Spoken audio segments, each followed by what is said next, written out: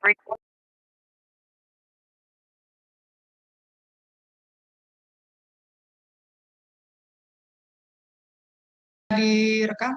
Ya. Bismillahirrahmanirrahim. Assalamualaikum warahmatullahi wabarakatuh. Waalaikumsalam warahmatullahi wabarakatuh. Selamat pagi, dan saya ucapkan selamat datang kepada Profesor Zulhajri dari Program Studi Kimia Universitas Andalas Padang. Terima kasih sudah bersedia untuk mengisi kuliah pakar pada hari ini dengan materi yang sudah merupakan kompetensi beliau ya. Jadi beliau ini adalah pakarnya refinement difraksi sinar X. Bahkan juga untuk neutron diffraction juga beliau sudah pernah melakukannya karena memang sangat konsisten pada kristalografi sejak studi, mungkin sejak S2-nya, S3-nya. Saya ucapkan terima kasih juga atas kehadiran Dr. Edi Pramono selaku moderator pada hari ini.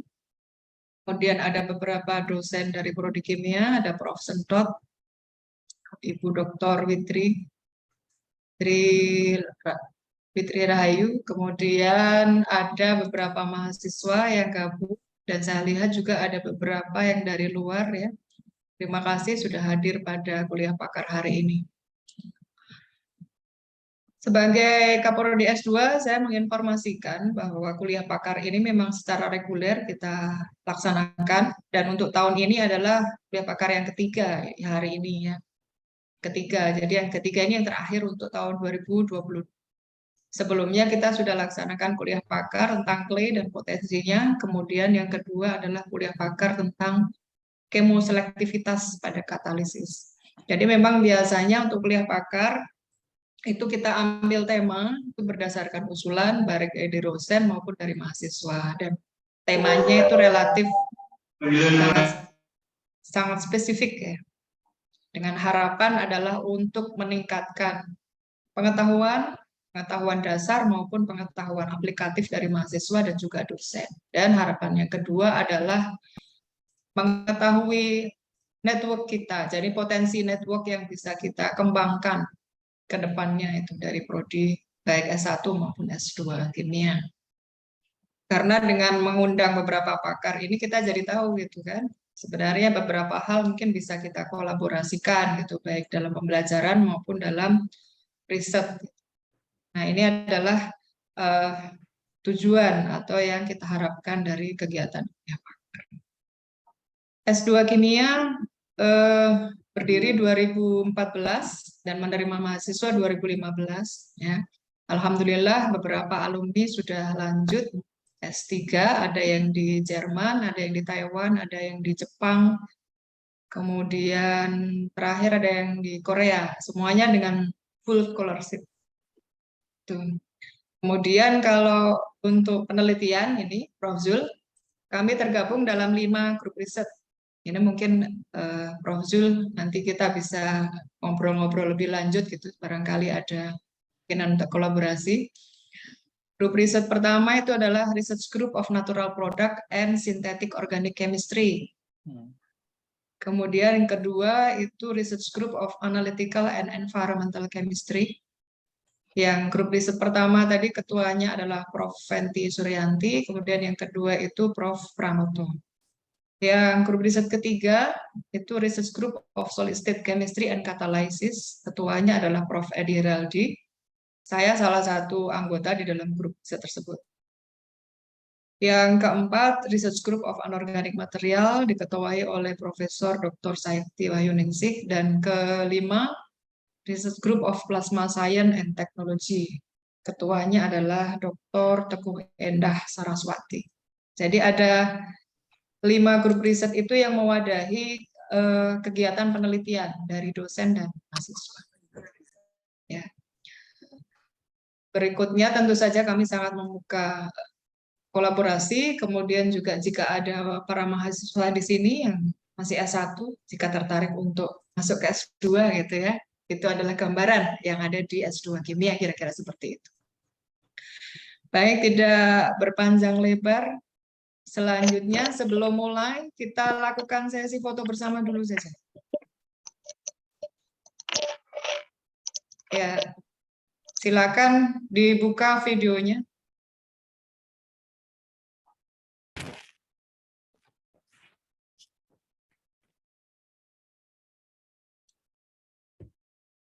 Sudah cukup banyak yang hadir hari ini. Dini atau Kim yang sudah hadir? Ya, bisa bantu untuk ambil fotonya. Saya nggak apa-apa, Bu. Oh ya, silakan. Oke, saya beri apa-apa nggih, layar pertama. Ada yang baru nyala, saya tunggu nggih. Ada yang baru nyala lagi, Mbak Kim. Iya. Sabar nggih, ya. Saya hitung 1, 2, 3. Sabar, saya pindahkan dulu. Oh, Pak Santo juga baru nyala. Layar 2. Saya hitung 3 kali. Ada yang baru nyala lagi. 1, 2, 3. Ya, oke. Sampun, Bu. Iya, terima kasih Pak Edi Pramono. Untuk menyingkat waktu, kita mulai saja. Jadi ini memang tujuannya adalah untuk belajar, jadi kita fokus pada topik kuliah hari ini. Monggo Pak Edi, saya berikan waktu selanjutnya kepada Pak Edi. Oke, terima kasih Ibu Profesor Dr. Fitria Rahmawati atas pembukaannya, dan Bapak Ibu sekalian, sebelumnya perkenalkan saya Edi Pramono dari Departemen Kimia UNS, akan memimpin atau memoderatori dari kuliah pakat hari ini, yaitu proses refinement data XRD. Mas Tris sepertinya bocor nih. Ya, hari ini kita sudah kedatangan tamu yang luar biasa, ahli untuk proses refinement. Seperti saya sampaikan tadi bahwa selama ini saya kenal Pak Suharji ini hanya dari sampelnya. Karena sampelnya sering ada di meja kami di dekat Raman ya. Kebetulan saya megang operator di ATR dan alat-alat sebelahnya, Pak. Itu kan satu ruangan ya. Jadi sering lihat sampelnya Pak Zul yang lagi diotak-atik sama Pak Anton. Jadi alhamdulillah hari ini bisa ketemu, dan ya, Pak Zul ini berdasarkan kepakarannya tadi sudah disampaikan oleh Prof. Fitria, dan saya sudah cek profilnya, luar biasa sekali. Pak Zul alumni S1 Universitas Andalas, kemudian melanjutkan S2-nya di Toyohashi University of Technology Jepang, dan S3-nya lanjut ke ITB. Nah, ini biasanya kalau udah di luar negeri, S3-nya luar negeri lagi ya Pak, tapi pulang kampung ini mungkin bukti kecintaannya kepada Indonesia ya, akhirnya lanjut lagi S3-nya di Indonesia. Nah, Pak Zul ini publikasinya luar biasa banyak, dan yang terbaru tadi disampaikan bahwa dengan kolaboratornya dengan ITB, Mas Anton dan lain sebagainya, dan diterbitkan di ACS, luar biasa sekali ini Pak, di Inorganic Chemistry. Dan di dalamnya juga ada proses yang tadi kita sampaikan di judul, yaitu proses refinement. Ya, tanpa membuang waktu ya, semoga acara ini bisa lancar nantinya. Pak Zul, apakah materinya sudah siap? Oke, siap, insya Allah. Iya. Dari Pak Zul mungkin kita beri waktu berapa, Bu Fitria? 45 menit ya materi. Enggak, Kemudian pokoknya total sampai jam 11. Tanya jawab. Ya, Pak Zul akan membawakan proses refinement. Oh, total sampai jam 11 Pak Zul. Kita puas-puasin belajar refinement-nya gitu. Fleksibel saja. Supaya benar-benar anak kimia yang selama ini suka begini Pak Zul, kalau dapat data XRD kemudian menentukan struktur tapi tanpa proses refinement. Hari ini dengan datangnya Pak Zul di agenda acara kita, semoga kita bisa banyak ilmu, dan mungkin ini seperti workshop supaya adik-adik juga ketika mendapatkan data XRD nanti bisa lebih komprehensif dalam membahasnya. Oke Pak Zul, waktu dan tempat saya persilahkan. Oke, terima kasih Pak Edi dan Bu Prof. Fitria. Assalamualaikum warahmatullahi wabarakatuh. Waalaikumsalam warahmatullahi wabarakatuh. Terima kasih saya ucapkan kepada Pak Edi dan Bu Prof. Fitria yang mengundang saya memberikan kuliah. Ini disebut pakar, rasanya ragu juga saya ini dibilang pakar gitu ya. Rasanya nggak tepat juga lah ya dibilang pakar ya. Cuman karena memang riset saya sejak dulu suka bermain-main refine struktur itu, ya sedikit banyaknya saya punya pengalaman lah dibilang dalam refinement struktur gitu ya. Walaupun sebenarnya banyak juga ada teman-teman yang bermain di situ, mungkin saya berbagilah apa yang sudah pernah saya kerjakan. Mudah-mudahan dengan berbagi ini dan berdiskusi, mudah-mudahan banyak juga teman-teman yang di UNS bisa bermain atau mengembangkan lah gitu ya tentang refinement ini.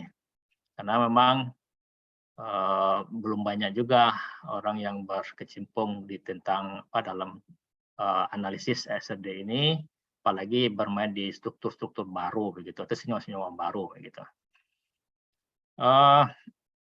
Tadi sampaikan ya memang saya background S1 di Andalas, kemudian S2 di TLC, S3-nya di ITB. Ya, ini kecintaan memang gitu ya, tidak hanya cinta kepada negeri, juga cinta kepada keluarga gitu ya.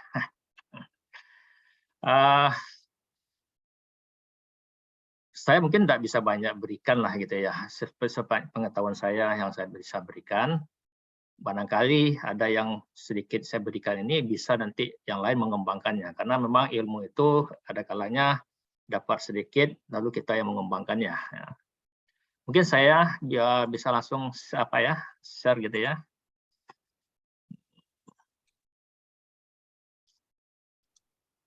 Mungkin slide saya nggak banyak lah, mungkin banyak kita tadi seperti dibilang Pak Edi tadi, semacam workshop atau latihan begitu ya, bagaimana kita nanti saya coba juga melihat data-data yang saya miliki, sehingga step by step nanti teman-teman atau dari mahasiswa bisa setidaknya data itu dimodif sedikit untuk publikasi dengan membuat validasi data lah begitu ya, artinya data itu bisa kita konfirmasi dengan hasil-hasil yang lain sehingga lebih menarik dan lebih meyakinkan begitu. Jadi hasil dari permintaan Bu Fitri kemarin, kita memberikan kuliah lah tentang analisis difraksi SRD, khususnya SRD gitu ya, difraksi SRD, walaupun sebenarnya banyak difraksi itu bisa jadi neutron, bisa jadi sinkotron nantinya. Bisa buatkan sini SRD gitu ya dengan analisis risiko. Nah, program yang saya gunakan biasanya adalah Harietika karena memang simpel dan praktis ya. Banyak program yang bisa digunakan untuk analisis ini, bisa GISAS. Nah, kalau orang-orang Eropa banyak dia memakai GISAS ini. Kemudian kalau orang Jepang biasanya dia pakai Ritan gitu ya. Kemudian kalau Australia memang Harietika ini yang mereka, karena memang Harietika ini dari mereka yang membuatnya. Oke, saya mulai dulu lah dari sini gitu ya. Slide saya kelihatan dengan baik? Oke. Ya, saya penelitian saya S3 saya tentang Arifilius ya. Jadi senyawa yang dengan formulanya seperti Bapak Ibu lihat, saudara-saudara lihat, ini rumus umumnya gitu ya. Senyawa ini B2 AN-1 BNO 3N tambah 3. Nah, senyawa ini bisa digambarkan sebagai kombinasi layer, artinya dibangun oleh lapisan di smooth dan perovskite layer. Nah, kenapa saya mulai ceritanya dari senyawa ini supaya berikutnya terbayang untuk apa sih kita melakukan refinement itu gitu ya. Nah, jadi senyawa antivirus ini jumlahnya banyak sekali dan dimodifikasi oleh orang untuk keperluan ya, untuk keperluan aplikasinya. Nah, secara umum senyawa ini menarik disintesis orang karena bersifat ferroelektrik. Nah, ferroelektrik pun senyawa Arifilius ini biasanya dilaporkan orang untuk bersuhu tinggi. Nah, sekarang hasil informasi sekarang untuk keperluan elektrokalorik orang pengen senyawa ini bisa bekerja pada suhu rendah. Jadi kalau bisa bekerja pada suhu rendah bagaimana? Nah, tentu senyawa ini dimodifikasi. Nah, jadi senyawa itu dimodifikasi. Kemudian modifikasi juga bagaimana senyawa ini juga bisa bergerak atau bisa diaplikasikan dalam magnetik, maka dia juga dimasukkan senyawa-senyawa magnetik ke dalam formula ini. Nah, jadi artinya dengan formula layer perovskite-nya ini itu bisa dimodifikasi A-nya itu dicampur-campur ya, sesuai dengan definisi kation A itu sendiri, ya bisa dari bervariasi 2, 3 dengan berbagai macam jari-jari. Kemudian juga B itu bisa dimodifikasi dengan mengkombinasikan beberapa kation ya, dan seperti kita lihat ada NBTI dan juga ada kation magnetik. Nah, ketika dia digabungkan, ketika dia dikombinkan, yakinkah kita terbentuk senyawanya? Nah, itu yang perlu kita refine dia. Nah, jadi kita refine dia, kemudian, nah misalnya contoh saya punya senyawa yang ini dilaporkan oleh orang PB, BE2, NB2O9. Nah, di sini seperti dengan formula yang di atas ada BE2O2, PB, NB2O7, 2 min begitu ya. Nah, sekarang senyawa ini kan biasanya dilaporkan dengan TC yang cukup tinggi. Nah, sekarang bagaimana kalau seandainya senyawa ini saya modifikasi, saya masukkan LN, ya, LN. Nah, LN itu positif 3. Nah, kalau positif 3 berarti yang disubstitusi nanti adalah BI2. Nah, BI2 ini seperti kita ketahui dia berada di lapisan BI2O2. Nah, sementara yang masuk LN yang tidak BI2O2, berarti berkemungkinan dia akan masuk ke lapisan BI2O2 ini kalau melihat substitusi yang akan kita lakukan. Tetapi benarkah LN itu bisa masuk di BI2O2 keberadaannya? Ya. Jadi maka begitu kita sintesis, apakah LN itu berada di posisi BI2O2 ini? Maka itulah pentingnya kita melakukan analisis dengan Rietveld ini, refinement Rietveld ini. Kita bisa cek bermain-main di sini bagaimana kalau seandainya kita masukkan jadi BI2O2 ini masuk nggak, stabil nggak kita melakukan refinement-nya. Ya, ternyata nggak mau dia masuk di BI2O2 ini. Maunya di di posisi A ini. Nah, kalau begitu gimana? Ya PB ini ternyata masuk ke BI2O2 ini. Jadi BI-nya digantikan oleh PB. Sementara dari formulanya dia adalah BI2O2. Nah, jadi sepanjang BI itu karakteristiknya ada 6S2 dan PB ada 6S2 juga, ternyata dia mampu masuk ke posisi ini. Dan LN karena secara teoritis kita ganti dia pada yang di BI-nya, hasilnya BI-nya jumlahnya berkurang, tetapi digantikan oleh si PB ini. Nah, inilah peran kita melakukan refinement ini.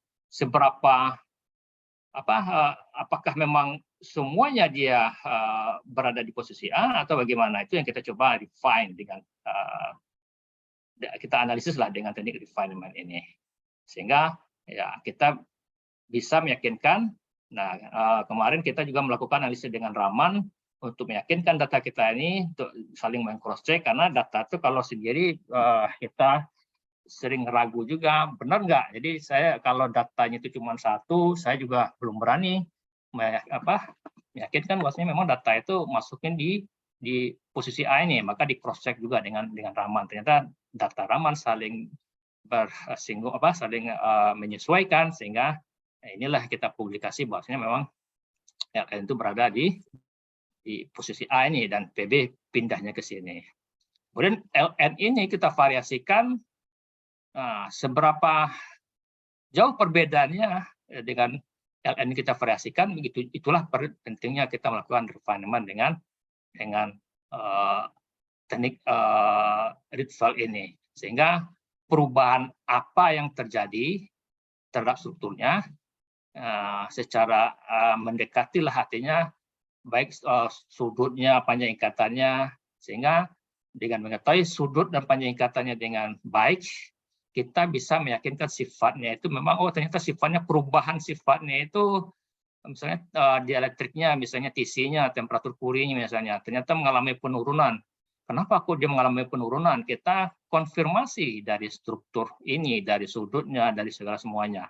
Nah, kita bisa paham itu, yakin kita sifatnya itu benar, artinya yakin kita, maka dikonfirmasilah dengan data struktur ini. Begitu juga saya mencoba mensintesis yang posisi B-nya ini, si NB ini saya ganti dengan MN sebagian. Nah, saya ingin tahu apakah NB dengan MN ini posisinya di tempat yang sama atau dia bisa terpisah berdiri sendiri, order dia. Nah, itu juga bisa kita cross-check dengan data analisis refinement ini. Jadi di situ pentingnya analisis dengan teknik refinement ini, sehingga data kita itu artinya bisa kita konfirmasi dengan sifat-sifat yang sudah kita miliki. Nah, itu sedikit kita mulai dengan senyawa, dan mungkin banyak lagi dari Bapak Ibu, saudara-saudara mahasiswa mungkin mencoba memodifikasi banyak senyawa karena kita pengen sesuatu yang interesting begitu ya. Nah, kita pengen mengetahui perubahan apa yang terjadi. Atau bisa juga nanti senyawa Bapak Ibu saudara mahasiswa bercampur begitu ya, ada impurity-nya. Nah, dengan analisis Ritval ini kita juga bisa cek berapa persen sih impurity-nya itu dengan analisis refinement ini. Tentu dengan teknik analisis 2 fasa, atau mungkin bahasa kita ada campuran 3 fasa yang kita refine dengan 3 fasa, sehingga kita bisa cek berapa ada campuran impurity-nya itu, atau campuran yang tidak kita harapkan itu berada dalam sampel kita.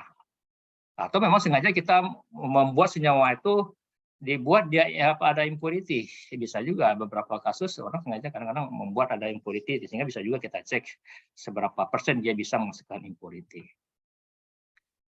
Nah, intinya analisis Ritval ini sebenarnya adalah sama kita memfitting begitu ya. Jadi sebuah metode pencocokan. Tadinya kurva kalau kita baca-baca definisi yang ada di Google apa ya, ini dibuat orang gitu ya. Artinya mencocokkanlah data pola difrasi terukur yang didasarkan pada data struktur kristal dengan menggunakan metode kuadrat terkecil atau least square. Artinya apa? Kita punya data SAD dengan pola A, dan orang sudah mempublikasi dengan model pola A yang sama juga, tetapi ketika kita gabung, kita coba bandingkan, ternyata data orang itu terlalu besar untuk kita masukkan ke data kita. Maka analisis difference disitulah perannya adalah mencocokkan, artinya data standar yang kita gunakan atau data orang yang kita gunakan itu kita kurang-kurangin dia, kita tambah-tambah dia, sehingga masuk dia ke data yang kita miliki. Jadi pola refinement ini tujuannya hanya itu. Jadi artinya dikurang-kurangi, ditambah-tambahkan, sehingga model sebagai pattern yang kita gunakan itu ya match dengan punya kita. Jadi refinement dalam artinya itu adalah kita memperhalus artinya ya seperti itu, yang besar kita perkecil sehingga pas dengan data kita, yang kecil nanti kita perbesar sehingga dia cocok dengan match dengan data kita. Nah, jadi definisinya sudah mungkin sudah bisa dipahami dengan baik. Nah, jadi hanya matematika ya, artinya dengan matematika dengan prinsip ya least square inilah mereka melakukan pencocokan data-data yang kita miliki. Nah, refinement Ritval itu sendiri adalah nama orang ini ya, nama orang yang menemukannya. Jadi nanti dari data refinement Ritval itu nanti kita bisa dapatkan unit cell, ya phase quantities, jadi berapa nanti kalau sudah ada impurity apa, kemudian ya kalau crystal size mungkin sudah bisa ditentukanlah dengan teknik apa ya, mengukur dari data FWHM-nya gitu ya. Tapi setidaknya lah dari data Ritval ini nantinya kita bisa mendapatkan unit sel itu, parameter sel itu dengan lebih akurat. Nah, lebih akurat. Kemudian kita dapatkan bagaimana nanti panjang ikatannya antara atom kation dengan anionnya itu berapa, sudutnya berapa yang dibentuknya, sehingga kita tahu juga nanti distorsinya bagaimana. Nah, jadi ya seperti kita lihat data yang ada nanti ya biasanya adalah posisi puncak, tinggi puncak, lebar, dan bentuk puncak. Jadi itulah yang kita coba main-mainkan, bagaimana puncaknya itu, tingginya itu kita matchkan sehingga tingginya data standar kita itu sama dengan sampel kita, kemudian lebarnya juga kita tekan, kita pertambah atau bagaimana sehingga sesuai juga dengan data yang kita miliki. Nah, jadi itulah kerja daripada refine ini. Nah, jadi memang pengguna default ini ya dapat merefine informasi tentang single kristal struktur, artinya struktur fasa tunggal lah, atau bisa juga sampel kita memang single kristal gitu ya. Jadi mendukung sebelum kita melakukan analisis SLD single kristal atau single kristal gitu ya, mungkin refinement dengan rival ini sangat membantu sekali supaya ketika dilakukan analisis dengan SLD single kristal itu tidak terlalu lama mengotak-atiknya dalam mendapatkan data yang akurat. Jadi membantu sekali data dari rival ini untuk analisis SLD single kristal. Ya, kita melakukan refinement parameter selnya, kemudian nanti kita mendapatkan posisi atomnya, jadi di mana posisi atomnya, sehingga nantinya kita bisa menggambarkan struktur atom itu dengan baik. Jadi menggambarkan struktur atom itu data-data posisi atom itu yang kita gunakan. Kemudian kita juga mendapatkan apakah data kita itu tumbuhnya, orientasinya lebih disukai kepada sisi mana, apakah pada sumbu sisi C. Nah, itu juga bisa dipahami dengan analisis dengan detail ini. Kemudian kita juga bisa cek apakah data sampel kita itu mengalami dikatakan vacancy atau ada kekosongan atau semacam ada defect atau bagaimana. Jadi bisa juga kita cek dari sini, dari refinement dengan detail ini. Jadi dalam sintesis kita sudah perhitungkan dari awal secara stokiometrinya, tapi pada perjalanan dalam sintesis bisa saja sampel kita itu mengalami yang namanya defect atau terbentuknya fasa yang lain yang barangkali datanya itu berhimpitan dengan pola SLD-nya berhimpitan. Jadi bisa kita cek nanti analisis dengan detail ini. Tapi yang terpenting juga adalah apakah sampel kita itu stokiometrinya pas atau tidak. Ya kan biasanya Bapak Ibu saudara mahasiswa juga melakukan pengecekan komposisi itu mungkin dengan data IDX atau mungkin juga dengan, kalau ini kita bicara tentang padatan, orang kita padatan solid state gitu ya, orang oksida logam. Nah, mungkin melakukan dengan IDX atau dengan ICP atau apa gitu ya. Nah, dengan dengan SLD-nya juga kita bisa cek itu apakah ada kekosongan. Nah, biasanya kadang-kadang jumlah atom itu ada yang berkurang, gitu ya, ada yang berkurang, mungkin barangkali volatile ada menguap sampelnya. Nah, itu bisa kita cek juga dengan detail ini. Kemudian kita juga bisa meyakinkan apakah muatan sampel kita itu logamnya atau valensinya apakah bercampur dia di situ. Misalnya saya mau melakukan Mn gitu ya, senyawa sampel saya, apakah Mn saya itu positif 3 saja atau bercampur dia dengan Mn positif 4 ya di dalam sampel itu, bisa juga kita ketahui dari analisis detail ini. Nah, yang terpenting adalah dalam melakukan analisis detail ini kita high quality experimental diffraction pattern, artinya kita harus punya data yang bagus lah gitu ya. Nah, yang rata-rata kita SRD kita di sini kan dikerjakan dalam waktu yang cepat gitu ya. Jadi begitu dalam 10 menit mungkin barangkali sudah dapat hasilnya begitu ya. Ya, saya beberapa kasus memang bisa saya gunakan data itu untuk saya lakukan refinement gitu ya. Refinement.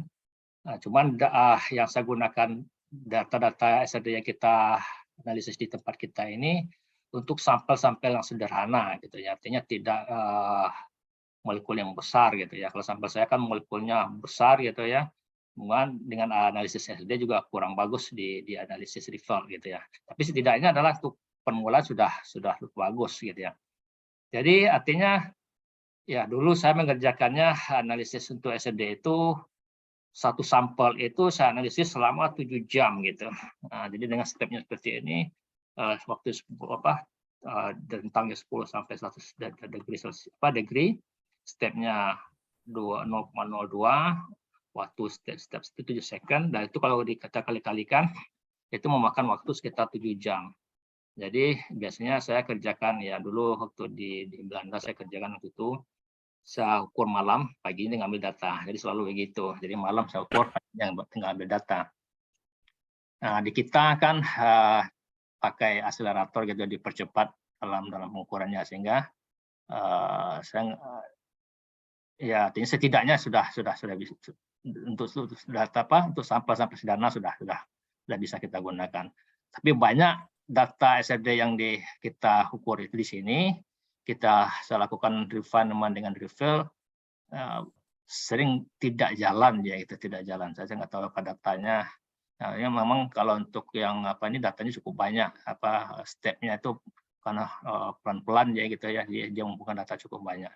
Ya saya nggak paham juga bagaimana teknik dalam penggunaan SRD-nya ini. Tetapi ya kalau di sana dia sudah Anda menggunakan untuk apa? Untuk refinement ya, ini data stepnya hanya digunakan. Tapi kalau untuk analisis sementara saja untuk mencek fasa yang terbentuk, ya dia ya yang cepat saja. Tapi kalau untuk analisis refinement ini, mereka menggunakan step yang lama.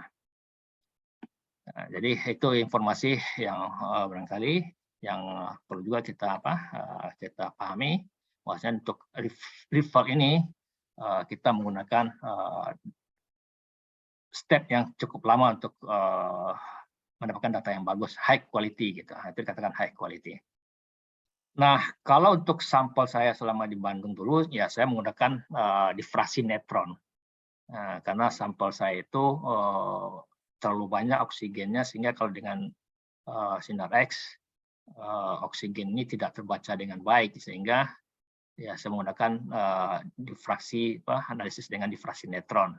Sehingga result saya itu menggunakan data dari neutron tersebut. Nah, tetapi analisis dengan result dengan SRD juga bisa, tapi hasilnya tentu tidak terbaca dengan baik karena oksigennya terlalu banyak. Jadi ini yang saya bilang tadi, kita coba cocokkan. Ini data merah, artinya ini standar yang akan kita gunakan, ternyata match dengan sampel kita, lalu kita coba lihat, oke, match dia. Pas dia posisinya. Jadi pertama kerja kita adalah mencocokkannya itu benar nggak data kita itu dengan model yang kita gunakan. Jadi sarannya kita merefine ini adalah model sudah tahu kita dengan baik. Ya, kita pastikan modelnya benar gitu ya. Tapi kalau model tidak benar, ya mungkin ya disitulah kerja kita mencari yang mana sih yang cocok gitu ya. Nah, sehingga berulang-ulang kita melakukan refinement sehingga terdapatlah kecocokan data model yang kita inginkan. Kadang-kadang ada kalanya standar ini polanya sama dengan sampel kita, beberapa standar sama. Nah, kita mencari yang mana sih dari beberapa standar yang ada itu yang memang match dengan data kita. Jadi ada banyak model struktur. Ya mungkin di tabel internasional ada sekitar 230 model struktur di tabel internasional kriptografi itu 230 model. Nah, kita cocokkan yang mana sih ya orang sudah melaporkan rasanya sekitar 230 itu sudah dilaporkan orang itu. Nah, kita mencari mode-mode mana yang cocok dengan data kita. Ya. Jadi setelah dia cocok, nah ini kita coba refine, masukkan dia gitu ya. Ini punya orang ini saya ambil gitu ya untuk memudahkannya, sederhana sekali. Nah, sampelnya puncaknya sedikit. Nah, yang merahnya adalah standar, yang hitam sampel kita. Nah, jadi merefine itu ya artinya mencocokkan. Nah, ini tidak terjadi kecocokan yang merahnya ini. Ini adalah perbedaan antara data standar dengan data kita. Kalau tidak cocok dia, maka yang di bawahnya ini, garis di bawah ini biasanya kalau dalam matematika warnanya hijau itu, maka dia akan memberikan nilai yang tinggi karena perbedaannya sangat jauh sekali. Nah, tujuan kita adalah mencoba memfittingnya, mencocokkannya sehingga data ini semakin lurus garis yang di bawah ini. Kalau sudah lurus garisnya, berarti model yang kita gunakan dengan memfittingkannya berarti sudah mendapatkan hasil yang bagus. Nah, ini sudah kita lihat, sudah bagus, sudah lurus. Nah, sedikit ada biasanya tinggi-tinggi sedikit ini biasanya adalah noise katanya. Jadi hanya noise saja. Barangkali ya noise-nya itu yang dari hasil refinement itu biasanya kan sekitar 10% itu masih dibolehkan lah gitu ya. Tetapi yang penting sekali dalam refine adalah profilnya ini cocok enggak. Nah, jika profil sudah cocok, biasanya nilai hasil kesalahan itu lebih besar sedikit dari 10 pun masih diterima oleh orang gitu. Nah, masalah sepanjang profilnya ini antara yang merah dengan hitam ini masuk semua, sesuai semua, ya oke, udah cocok.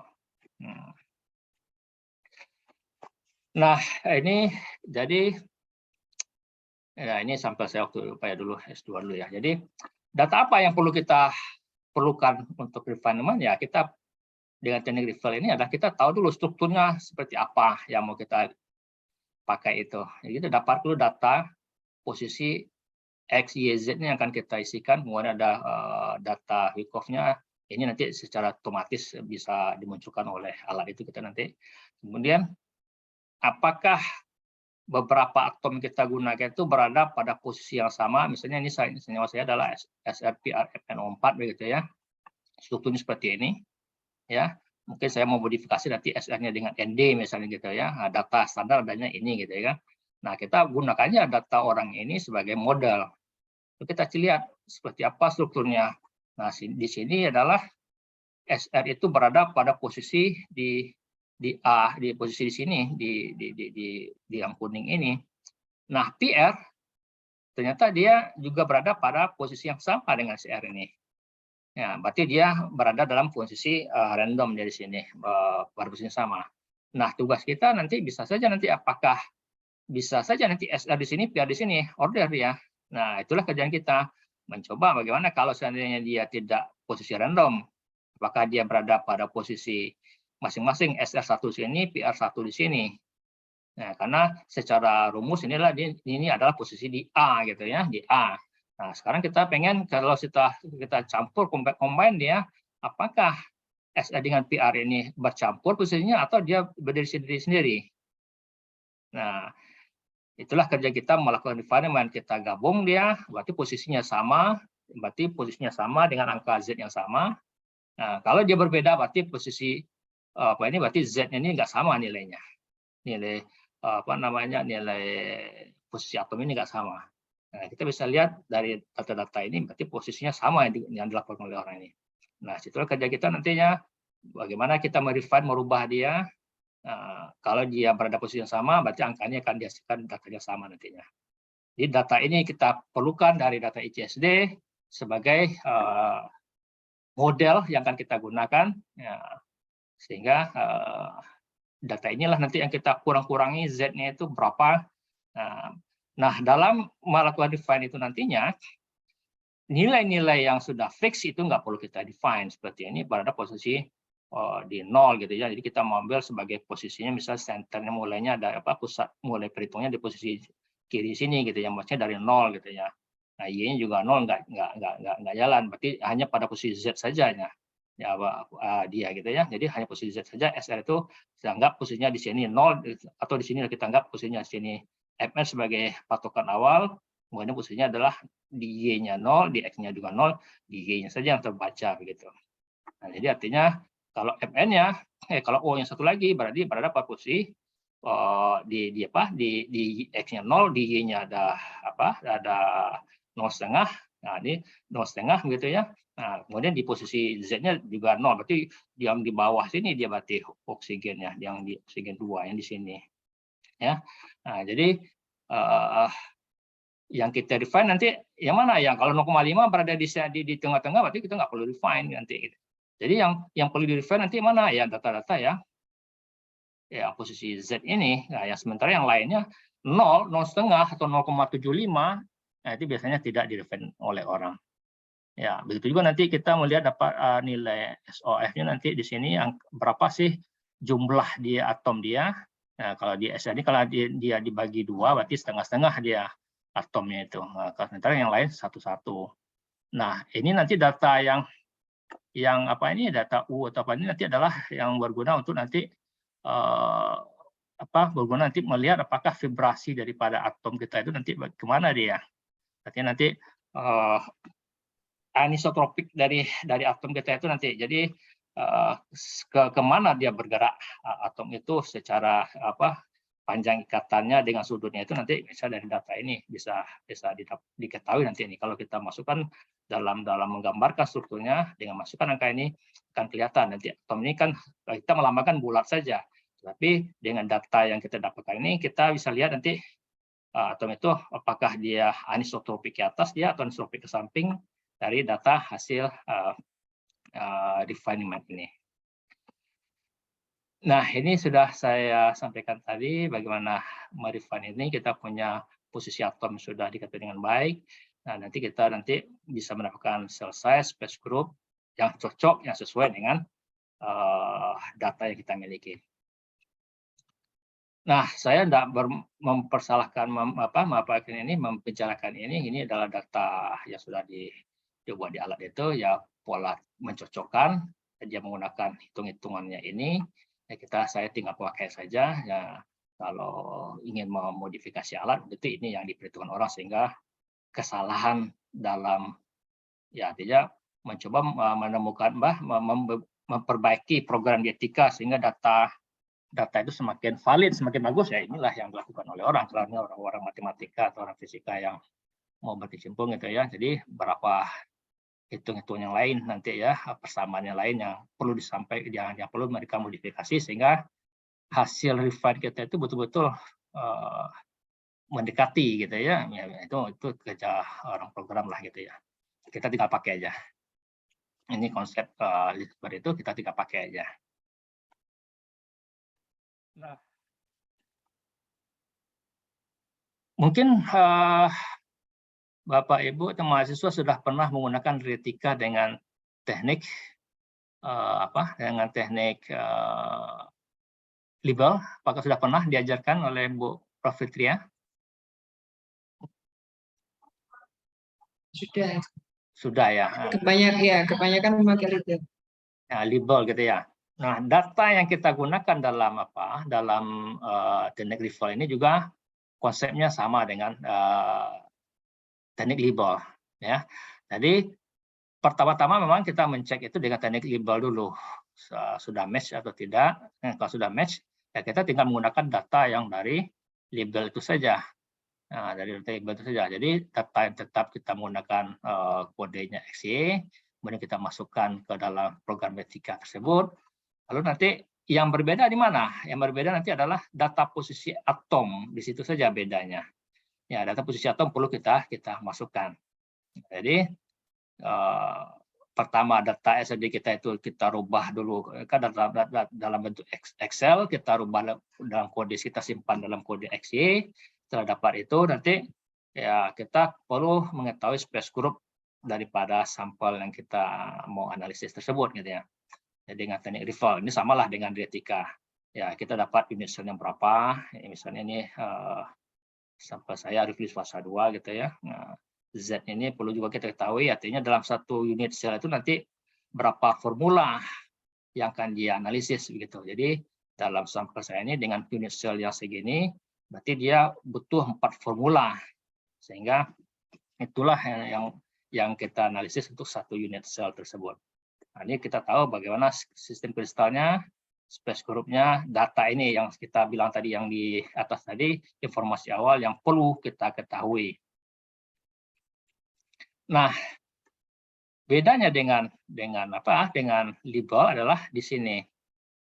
Jadi ketika kita memulai membuat new input sampel data, nah biasanya kalau di label kan kita pakai end structure ya. Nah, ini pakai ya kita ambil strukturnya gitu. Nah, jadi tidak label, tapi kita ambil adalah struktur di sini.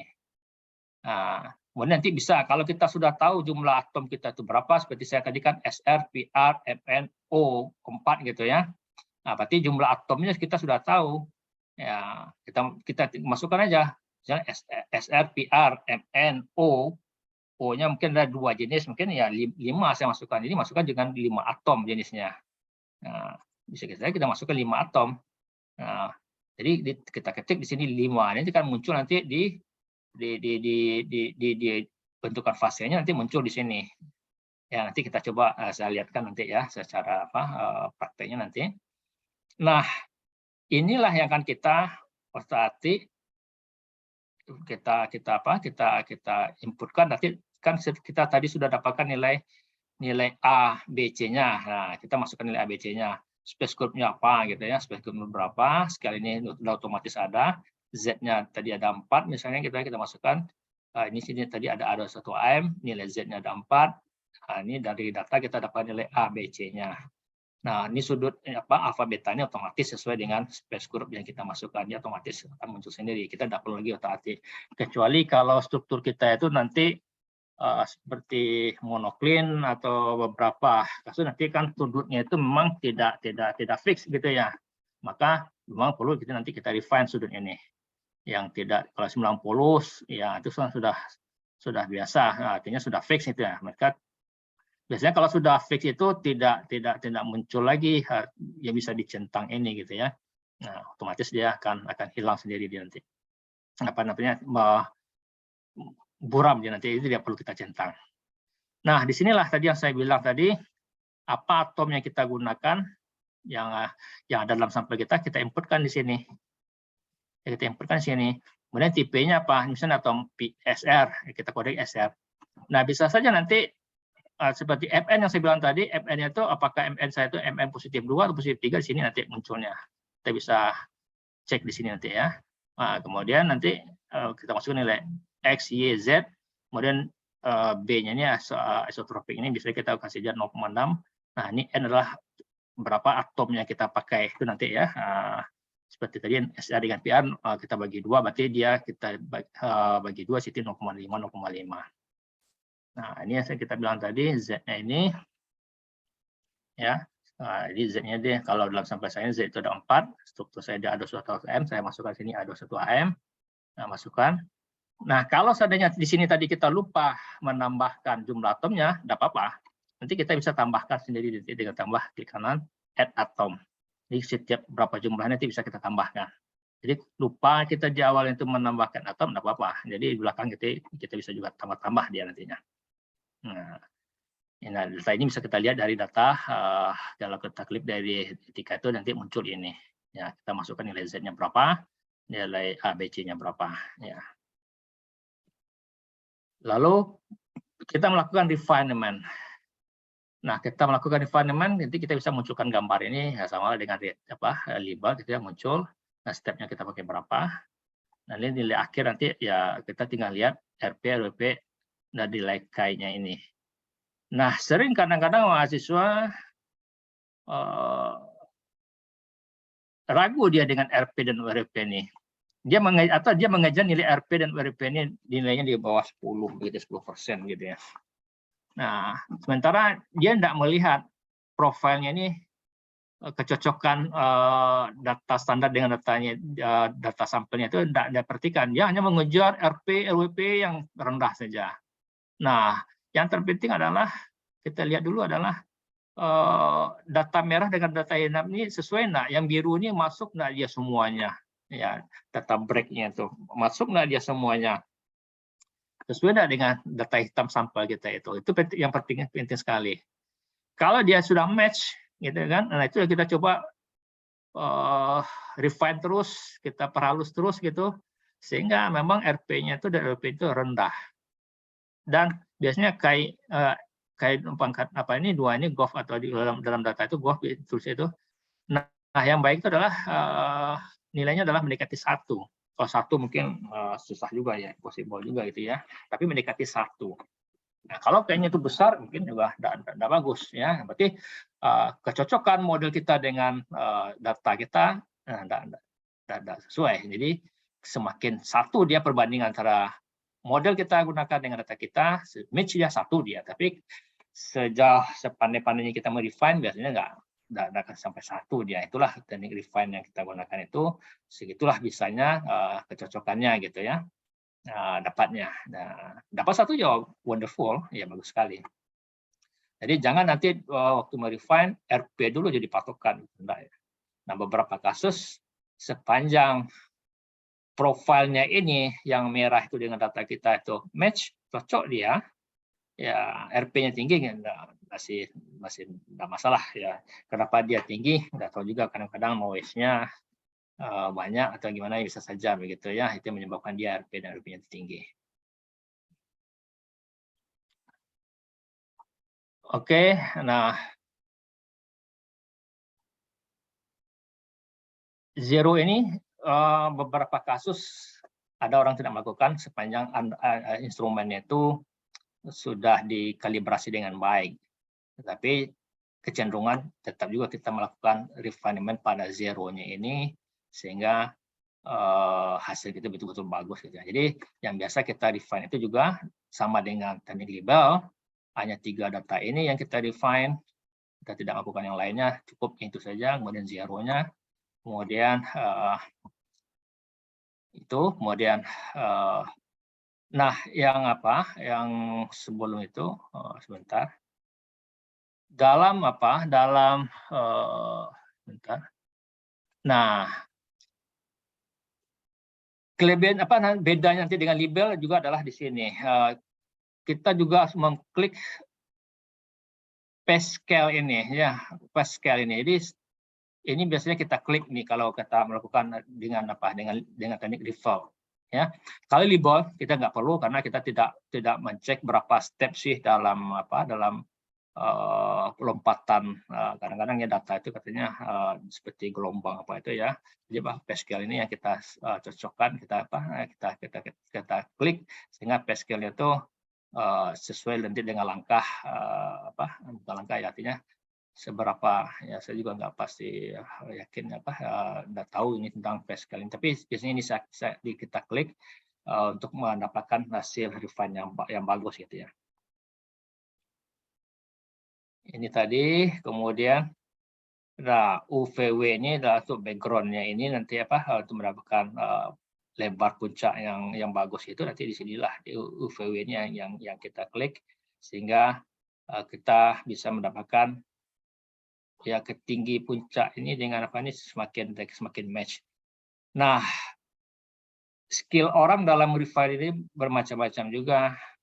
Kalau sepanjang nilai dengan list dengan label kita sudah dapatkan data ABC-nya yang bagus gitu ya. Nah, biasanya ABC itu belakangan saya refine. Nah, ini dulu yang saya refine UVW-nya ini. Tapi kalau baru awal-awal belum tahu kita berapa nilai ABC-nya yang bagus, maka memang ABC itu terlebih dulu yang saya cocokkan. Jadi ini sebenarnya seni seni merefine saja lagi. Jadi disitulah seninya atau keahlian kita dalam merefine, pengalaman kita coba-coba yang mana sih yang harus kita refine dulu, apakah UVW-nya ini dulu atau ABC-nya dulu gitu ya. Nah ini ini pengalaman ya yang mengajarkan ini ya. Jadi pengalaman saya kalau sudah dengan label sudah dapat ABC-nya ya saya bermain di UVW saja dulu, baru di ABC-nya. Nah, setelah ABC-nya saya refine, baru nanti masuk ke nilai posisi yang ininya, ya di posisi. Nah, di Pascal ini saya bilang tadi dia di refine. Nah, ini kadang-kadang karena nilai ABC-nya sudah fix, ini nggak belakangan aja saya refine lagi. Ini dulu yang saya refine. Jadi bermacam-macam sih teknik refine itu. Ada kala kalau hasilnya udah bagus, jadi saya centang aja nilai ABC-nya itu. Nah, jadi apa namanya, pengalaman lah yang mengajarkan kita bagaimana cara merefine itu gitu ya. Jadi ngomong berulang-ulang berkali-kali, mungkin ya kadang-kadang tetap hapus kajiannya saya hanya ini saja dulu, refine ini saja gitu, mana yang cocok gitu ya. Nah, jadi di sini kita bisa lihat. Nah, dari data ini kan kelihatan nih, saudara, berarti BI1 nilai XYZ-nya tersendiri dia. Nah, berarti ini waktu saya import 0,265 BI2 dengan PB2-nya, berarti data ini berada pada posisi yang sama. Ini berada pada posisi yang sama. Dan ini nilainya disamakan. Nah, di sini nanti di N ini saya coba modifikasi berapa sih, apakah di sini 0,75 atau bisa nanti kita rubah-rubah nilainya 0,5 atau inilah kita otak-atik gitu ya, sehingga ya biasanya sih bisa dicentang gitu ya, berjalan sendiri ya, tapi sering kadang-kadang di waktu dicentang itu hasilnya nggak bagus gitu ya. Nah, jadi saya sering bermain ya ini saja, saya rubah-rubah angkanya sedikit ya, kita hitung-hitung saja secara presentasinya berapa gitu ya, sehingga didapatkanlah nanti mana sih angka yang paling kecil dapatnya, itulah kita ambil datanya ya. Ini juga BI3 dan PB3 ini pada posisi yang sama. Nah, jadi dimulai dari data ini, ketika merefine nanti hasil nanti angkanya akan tetap sama. Angkanya akan tetap sama. Kenapa? Kita constraint dia, kita tahan dia pada perundingan yang sama gitu.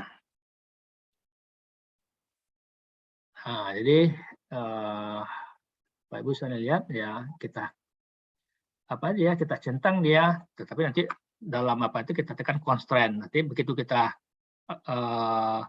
running dia, datanya akan otomatis sejalan ya dalam runningnya. Jadi pakai constraint dia nanti di dalam di dalam constraint-nya di sini nanti dalam D3 itu dari sininya, terus ini kita klik ini nanti muncul constraint ini, dan itu nanti kita atur ya saja posisinya adalah sama. Jadi nanti muncul constraint tadi, jadi posisi X di BI2 dengan PB2 ini sama, nanti kita masukkan di sini. Ini kita geser ini satu sini dan satu ke sini. Nanti artinya posisi ini akan otomatis jalan sama nantinya. Kalau seandainya memang posisinya itu berada pada tempat yang sama. Tapi kalau tempatnya tidak sama ya kita nggak perlu meng-constraint, melakukan refinement-nya. Nah, sama dengan data dengan tadi label, output-nya kita lihat ya.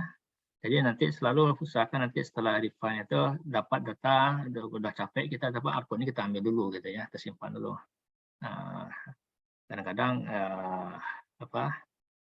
kita dapat itulah maksimal hasilnya bagus, jadi setidaknya kita sudah punya data. Jadi lakukan nanti setelah save as gitu ya beberapa kali, sehingga kalau bisa jadi di data yang posisi itu yang terbaik gitu ya, inilah kita ambil datanya.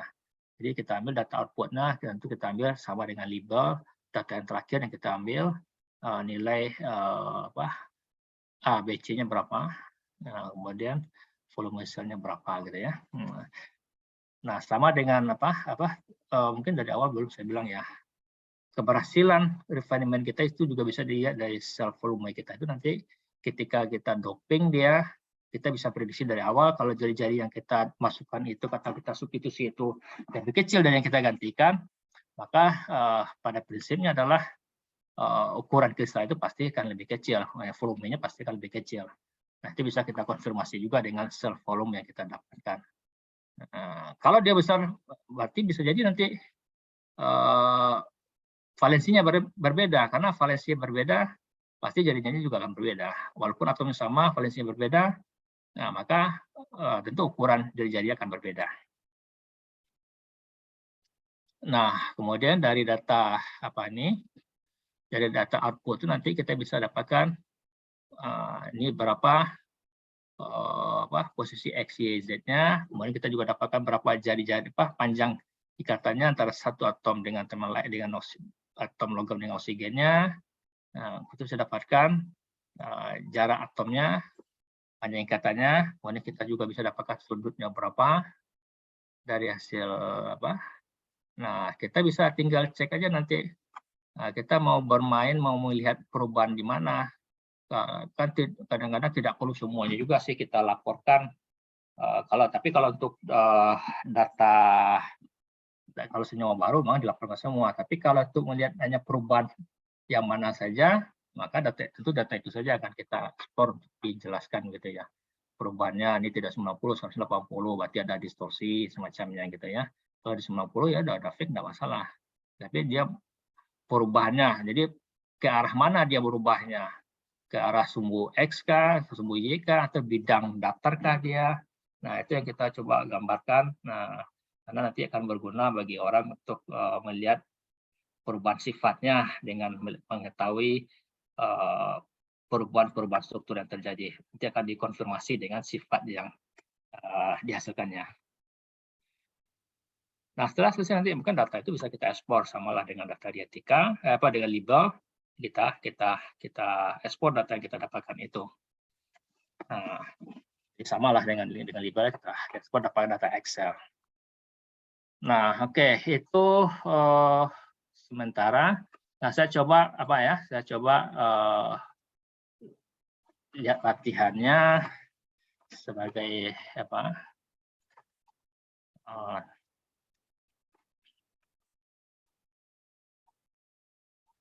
Oke, saya coba latihannya.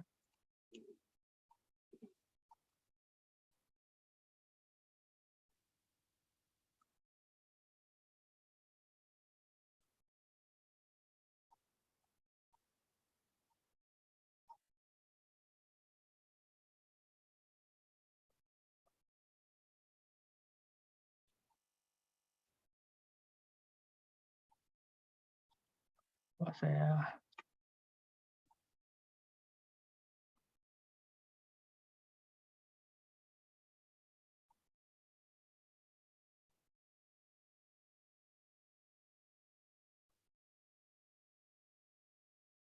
dari etika, oke.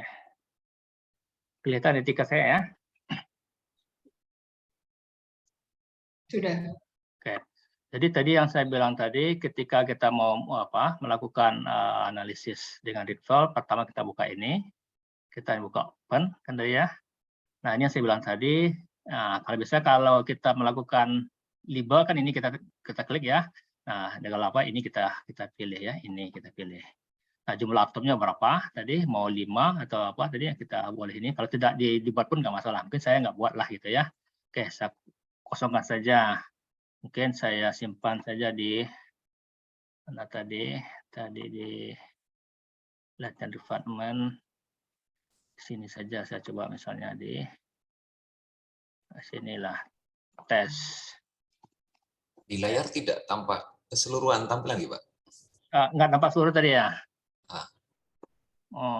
Hanya bagian toolbarnya saja. Nah, Jadi sekarang mungkin kena ini ke magnify, Pak, ke zoom ya. Gimana? Layarnya. Memang software-nya seperti itu, Pak. Oh, nggak. Memang gitu Iya. ya. Artinya Ini sudah ini seperti. Nah, ini kan muncul sini tadi ya. Jadi begitu saya tadi kan sudah disimpan gitu ya. Nah, sekarang kita buka yang ini kan tadi ya. Saya buka ini tadi kan. Nah, ini kelihatan yang berkeduanya kelihatan yang ininya. Ini kelihatan? Belum. Bar kedua belum terlihat. Lihat ya. Oke. Masih toolbar utama, Pak. Nah, ini saya lihat kan. Ini kelihatan? Kelihatan. Ya, terlihat. Ini tadi ya. Nah, kan saya ketik atomnya 1 tadi ya. Nah, ini kan kelihatan bedanya kalau di kan label ini kan normal labelnya, ini label ya. Ini kan normal muncul sini ya. Normal ini kita ambil, jangan labelnya ya. Nah, sini. Nah, kita isikanlah data itu nanti misalnya saya pakai datanya I, O, M, M, M. Nah, kalau ini tetragonal, kalau dia tetragonal pasti di sini B-nya tambah nilai sama, C-nya berbeda. Maka di sini B-nya tidak akan muncul. Jadi yang akan kita isikan datanya hanya ini sama ini, dan ini akan kita coba centang nanti ya. Nah, tadi saya bilang B gamanya itu sudah karena sudah fix datanya, ya ini tidak akan bisa kita centang lagi. Nah, Ini Z-nya mungkin nilai Z-nya dalam berarti 2 dalam data ICSD yang diberikan itu nilainya 2, berarti 2 molekul saya gunakan untuk merefine-nya, artinya data itu butuh 2 molekul untuk melakukan refinement dapat Z-nya. Nah, ini yang saya bilang tadi, ini kalau kita mau tambah bisa add atom. Berapa kita tambah bisa add atom. Ya. Nah, itu kita isikan datanya sesuai dengan yang kita miliki. Nah, misalnya data ini saya hapus lagi ya. Nah, saya ambil lagi nanti misalnya saya coba refine ini. Saya coba refine nanti ya.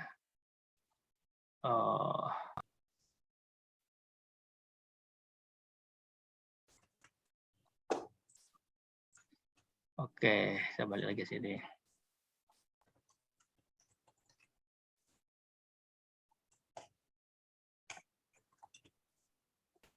Nah, ini deh. Ini kelihatan sekarang? Yang mana nih? Angka tadi? Kelihatan, Pak. Nah, Iya, terlihat. ini yang saya bilang tadi, Z-nya 2, angkanya apa? Ini saya masukkan. Nah, ini nilai yang saya masukkan S, PR tadi ya. SR, PR, MNO 4 tadi gitu ya. Nah, ini muncul tadi di sini gitu ya. Nah, sekarang saya coba balik lagi ke yang tadi ya. Balik lagi yang tadi sebentar. Data yang kosong tadi ya, tes. Terus saya ulang lagi gitu ya. New.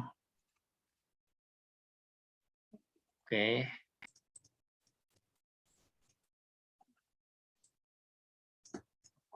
Tes ya misalnya. Ini ya.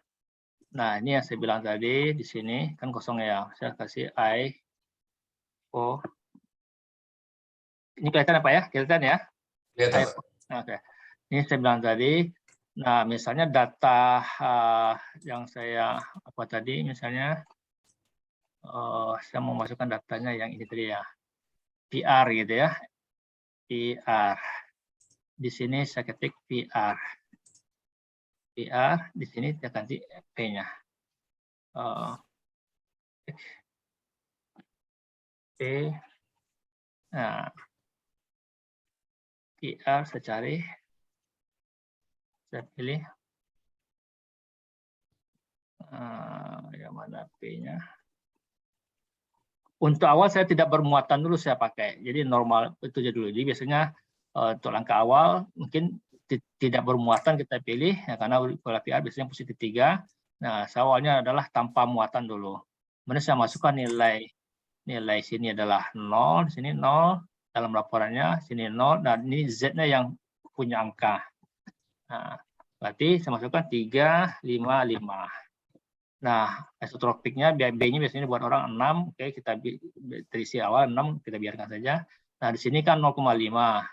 Nah, sini kita belum tahu tuh ini berapa nilai apanya nih nilai 4 apa tadi harusnya 4E dia di situ tulis ya. Nah, ini supaya dia pas kita tahu dia berapa nilai kita tekan nih.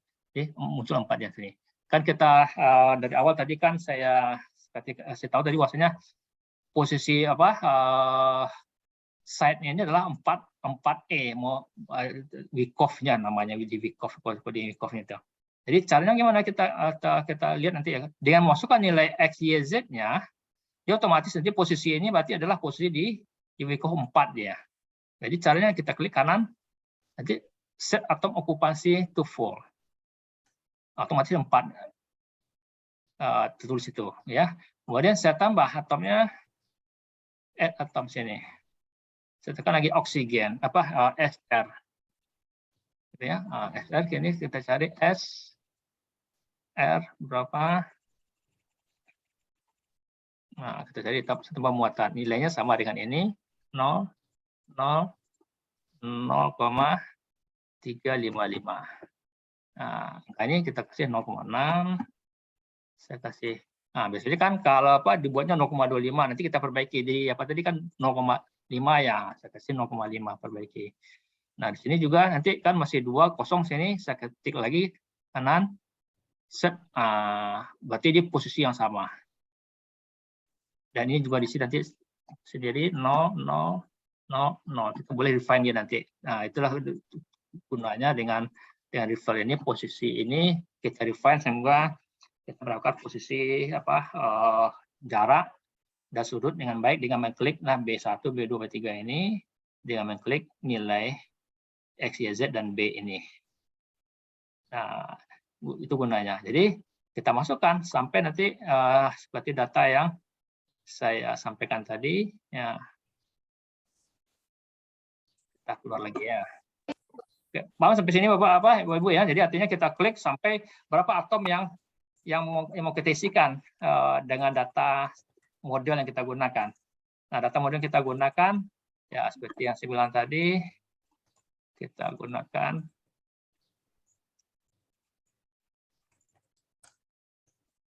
dapatlah datanya ini. SRPR. No, posisinya 35. Nah, ini dia 35 MN, masukkan posisinya MN itu di 00, O-nya ada 2, tipenya, model O-nya yang berbeda, satu di 00, Z-nya juga berbeda. Ya, di sini Y-nya ada nilainya.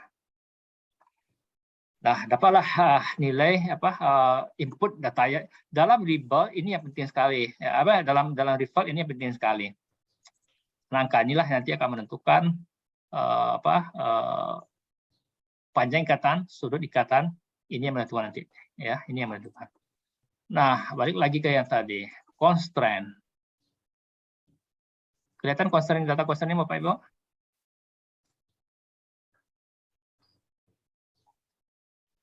Ada kelihatan data constraint ini? Tidak. Constraint-nya yang mana Pak Jun? Oke, saya coba. Constraint, nanti saya ambil constraint ini. Kan saya klik constraint tadi ya, muncul ini ya. Sudah kelihatan constraint-nya, datanya? Iya, sudah. Nah, jadi constraint tadi adalah ZPR sama Z itu kan yang saya mau refine tadi ya. Nah, berarti kan saya kosong aja lah, nanti saya coba ini ya. Lagi di sinilah constraint melihat ya. Constraint sambil yang tesnya tadi, tes. Kan ini dia. Kan sudah kita isi data tadi ya. Aduh, tidak tersimpan ya dia. Atau sebentar.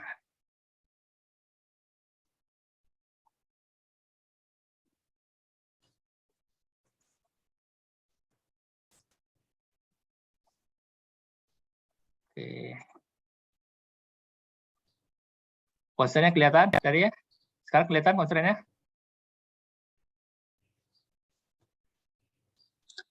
Sudah terlihat. Misalnya saya hapus tadi misalnya ya, misalkan tadi di sini ininya saya hilangkan. Oke.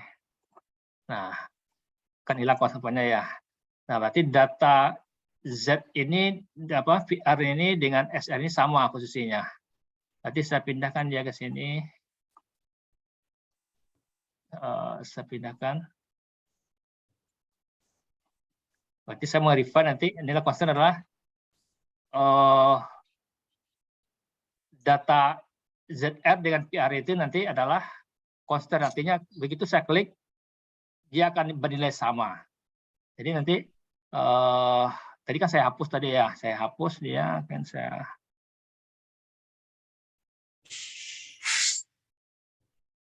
Oke, sebentar.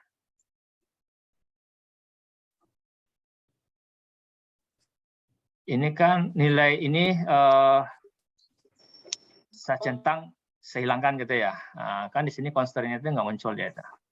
Nah, nggak muncul dia kan? Karena di paste dari awal tadi saya hilangkan dia. Nah, ketika saya klik yang yang Z ini, nilai Z itu saya klik, maka di constraint itu muncul dia. Di constraint ini muncul dia. Nah, ini akan saya refine pada posisi yang sama, tidak akan berubah. Saya pindahkan dia ke sini.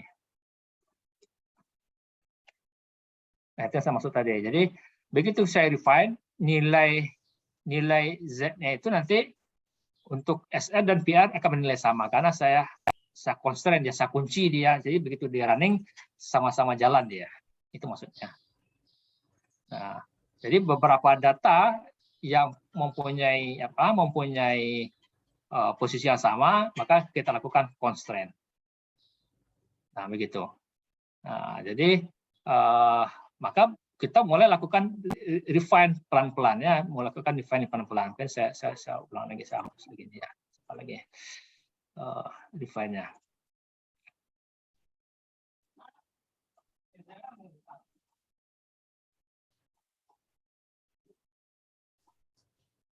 Oke.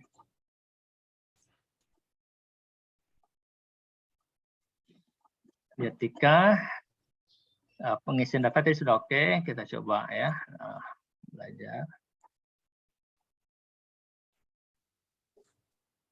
Saya mulai dari oke ini tadi, kemudian saya ambil datanya,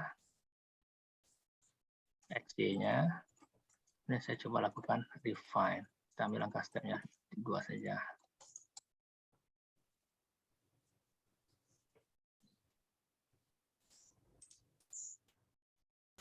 Ini mungkin saya ambilnya yang apa ya, atau yang layar harusnya gitu ya. Ini kelihatan gambar apanya semuanya Bapak Ibu, plot apa semuanya kelihatan munculnya, enggak ya? Terpotong Pak Zul. Terpotong, Pak. Nah, Iya. yang apa ya kayaknya ya.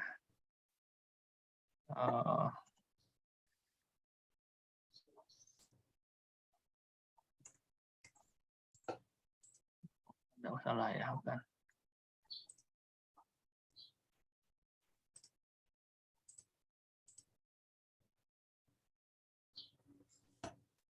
Terpotong dia ya.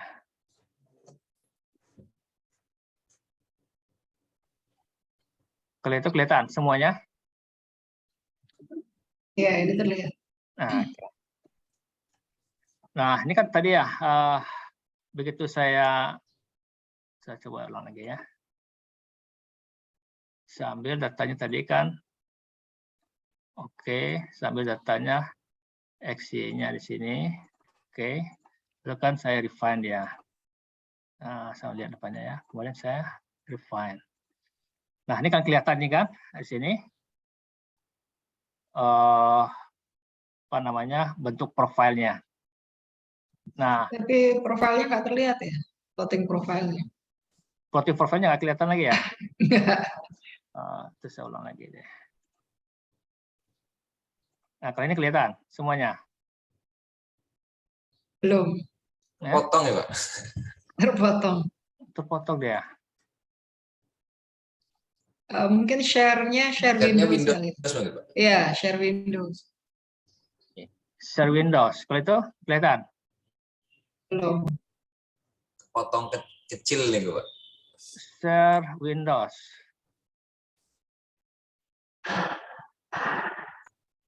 Show all Windows. Kalau itu? Iya, kelihatan, Pak. Ini baru terlihat semua. Jelas, Pak. Nah, ini kan saya coba tadi refine gitu ya. Habis ini ya, saya refine, kan muncul ini ya. Nah, ini kan dapat gambarnya ini. Nah, kan kalau label biasa kan kita sudah biasa, ini kita refine kan gitu ya, 0 kita refine, ini kita refine. Nah, kita refine. Nah, tiba di sini, yang ini saya bilang tadi, constraint tadi, ini saya klik ininya, Tapi sebelum refine, ini kita klik dulu yang spell scale ini. Jadi dari awal mulai, spell scale ini kita klik dulu. Nah, ini pertama sekali yang kita lakukan adalah mengklik paste scale ini. Nah, setelah kita klik, baru nanti nilai ABC-nya sudah kita dapatkan dari data label tadi ya. Nah, ini yang kita klik. Ini yang kita klik. Lalu kita constraint di sininya. Saya bilang tadi ya, constraint. Kita pindahkan PZ tadi dengan SR tadi apa? PZ-nya VR dengan PZ-nya SR kita centang, karena di sini tadi kan nilainya itu yang harus kita refine kan gitu ya. Sementara posisi X dan Y itu sudah pada posisi 0, tidak perlu lagi kita refine. Kita hanya melakukan refinement hanya pada posisi Z ini saja. Begitu juga dengan kalau MN posisinya sudah fix semua pada posisi 00 karena sebagai starting mulai dari cara 0 posisi pandangnya dari sini dari MN ini. Sementara O yang kita refine nanti adalah Z-nya saja. O yang satu ini.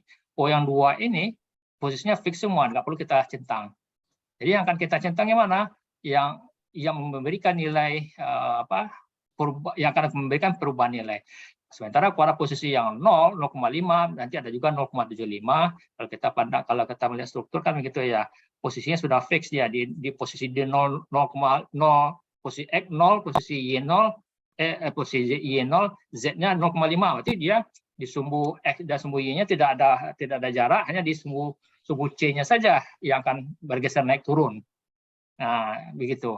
Nah, jadi yang posisi yang akan naik turun saja yang akan kita coba define. Nah, jadi ini saya define.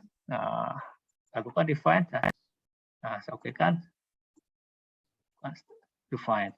Nah, biasanya kadang-kadang jalannya itu kalau data kita banyak, awal itu pelan sekali. Nggak apa-apa. Sudah sampai 10 step dia sudah berhenti. Nggak apa-apa. Tapi kalau data kita sudah mendekati fix, nanti otomatis dia mau berjalan dengan step yang lebih banyak. Kadang-kadang awalnya itu mungkin sedikit saja dia jalannya. Nah, kemudian kita bisa centang juga nanti nilai asimetrinya ini sama gamma 0 ini. Mungkin ya biasanya pengalaman saya hanya 2 ini saja yang kita centang. Dan beberapa pengalaman lagi nanti biasanya yang centang itu adalah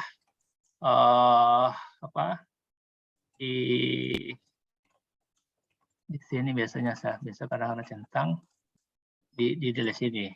Jadi dari HKL-nya ini berarti berorientasi pada sumbu C gitu ya. Ini saya centang juga biasanya kadang-kadang berapa kasus. Nah, saya centang juga sampai dia dapat nilainya bagus nanti. Jadi secara profilnya ini sebenarnya udah bagus. Ini sudah cocok ini. Karena semua breaknya yang biru ini sudah dia tunjukkan, maksudnya memang ada puncak di situ. Nah, tinggal dia profilnya ini yang merah dengan hitam ini kita perhalus lagi nanti dengan mencentang pelan-pelan nilai ini. Nah, ini yang saya bilang tadi, saya mau B-nya ini saya centang gitu ya. Nah, saya centang. Lalu saya pergi ke constraint ini, berarti B-nya ini saya constraint. Pindahkan. Lalu saya refine pelan-pelan. Saya centang pelan-pelan. Sampai dia bagus. Lalu nanti saya coba ambil lagi nilai. Nah, ini kan nilainya sama nih. Tidak berubah dia. Ya kan? Nah, ini mesti saya B2 ini yang coba saya centang. Nah, ini satu-satu ya. Ini satu-satu dulu yang saya centang. Nah, sampai posisinya nanti mendekati sama. Kemudian ini yang saya centang. Saya coba lagi ini nanti. B2 ini. Nah, ini posisinya sama. Saya constraint lagi dia. Di sini.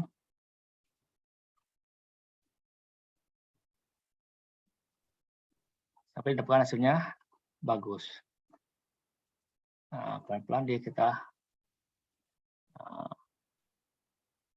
kelihatan oleh Bapak Ibu ya. Nah, tadi yang saya bilang tadi,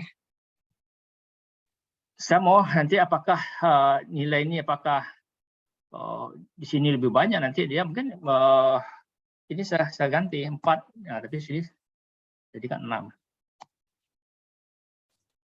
Saya refine. Nah, itu saya bilang tadi di posisi B2 tadi itu gitu ya, apakah itu yang menyebabkan dia nanti posisinya kalau dia jelek ya, kalau kita tidak ingin update ya tinggal kita hilangkan ini gitu ya, hasilnya jelek gitu ya. Nah, lagi kita ganti tadi posisinya. Saya tidak mau ini tetap 0,5 gitu misalnya. Nah, jadi kerja kita ya mengotak-atik ini sampai dia kita dapat hasil yang bagus. Begitu dapat hasil yang bagus, ya kemudian kita simpan dulu sementara fast S gitu ya, sementara S. Kemudian kita dapat data outputnya nanti kan, data outputnya ya sama seperti biasa. Data outputnya kita lihat, kita simpan, kita pindahkan. Nah, nanti data ekspor datanya seperti biasa. Kalau mau mengekspor data, sudah lama juga saya tidak pakai ya. Data ini kan bisa kita ekspor nanti data pola apa ini, gambar ini. Di mana Nah, ini kan bisa kita ambil dari sini ekspor ya, ekspor nih data, kita pilih dalam, kalau mau ngambil gambarnya gitu ya, ngambil gambarnya sama dengan Google. Nah, itu contoh apa dalam melakukan define. Nah, saya ambil contoh yang lain, misalnya data yang sudah saya coba lakukan.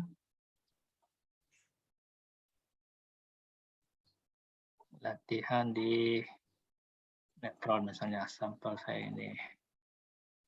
Nah,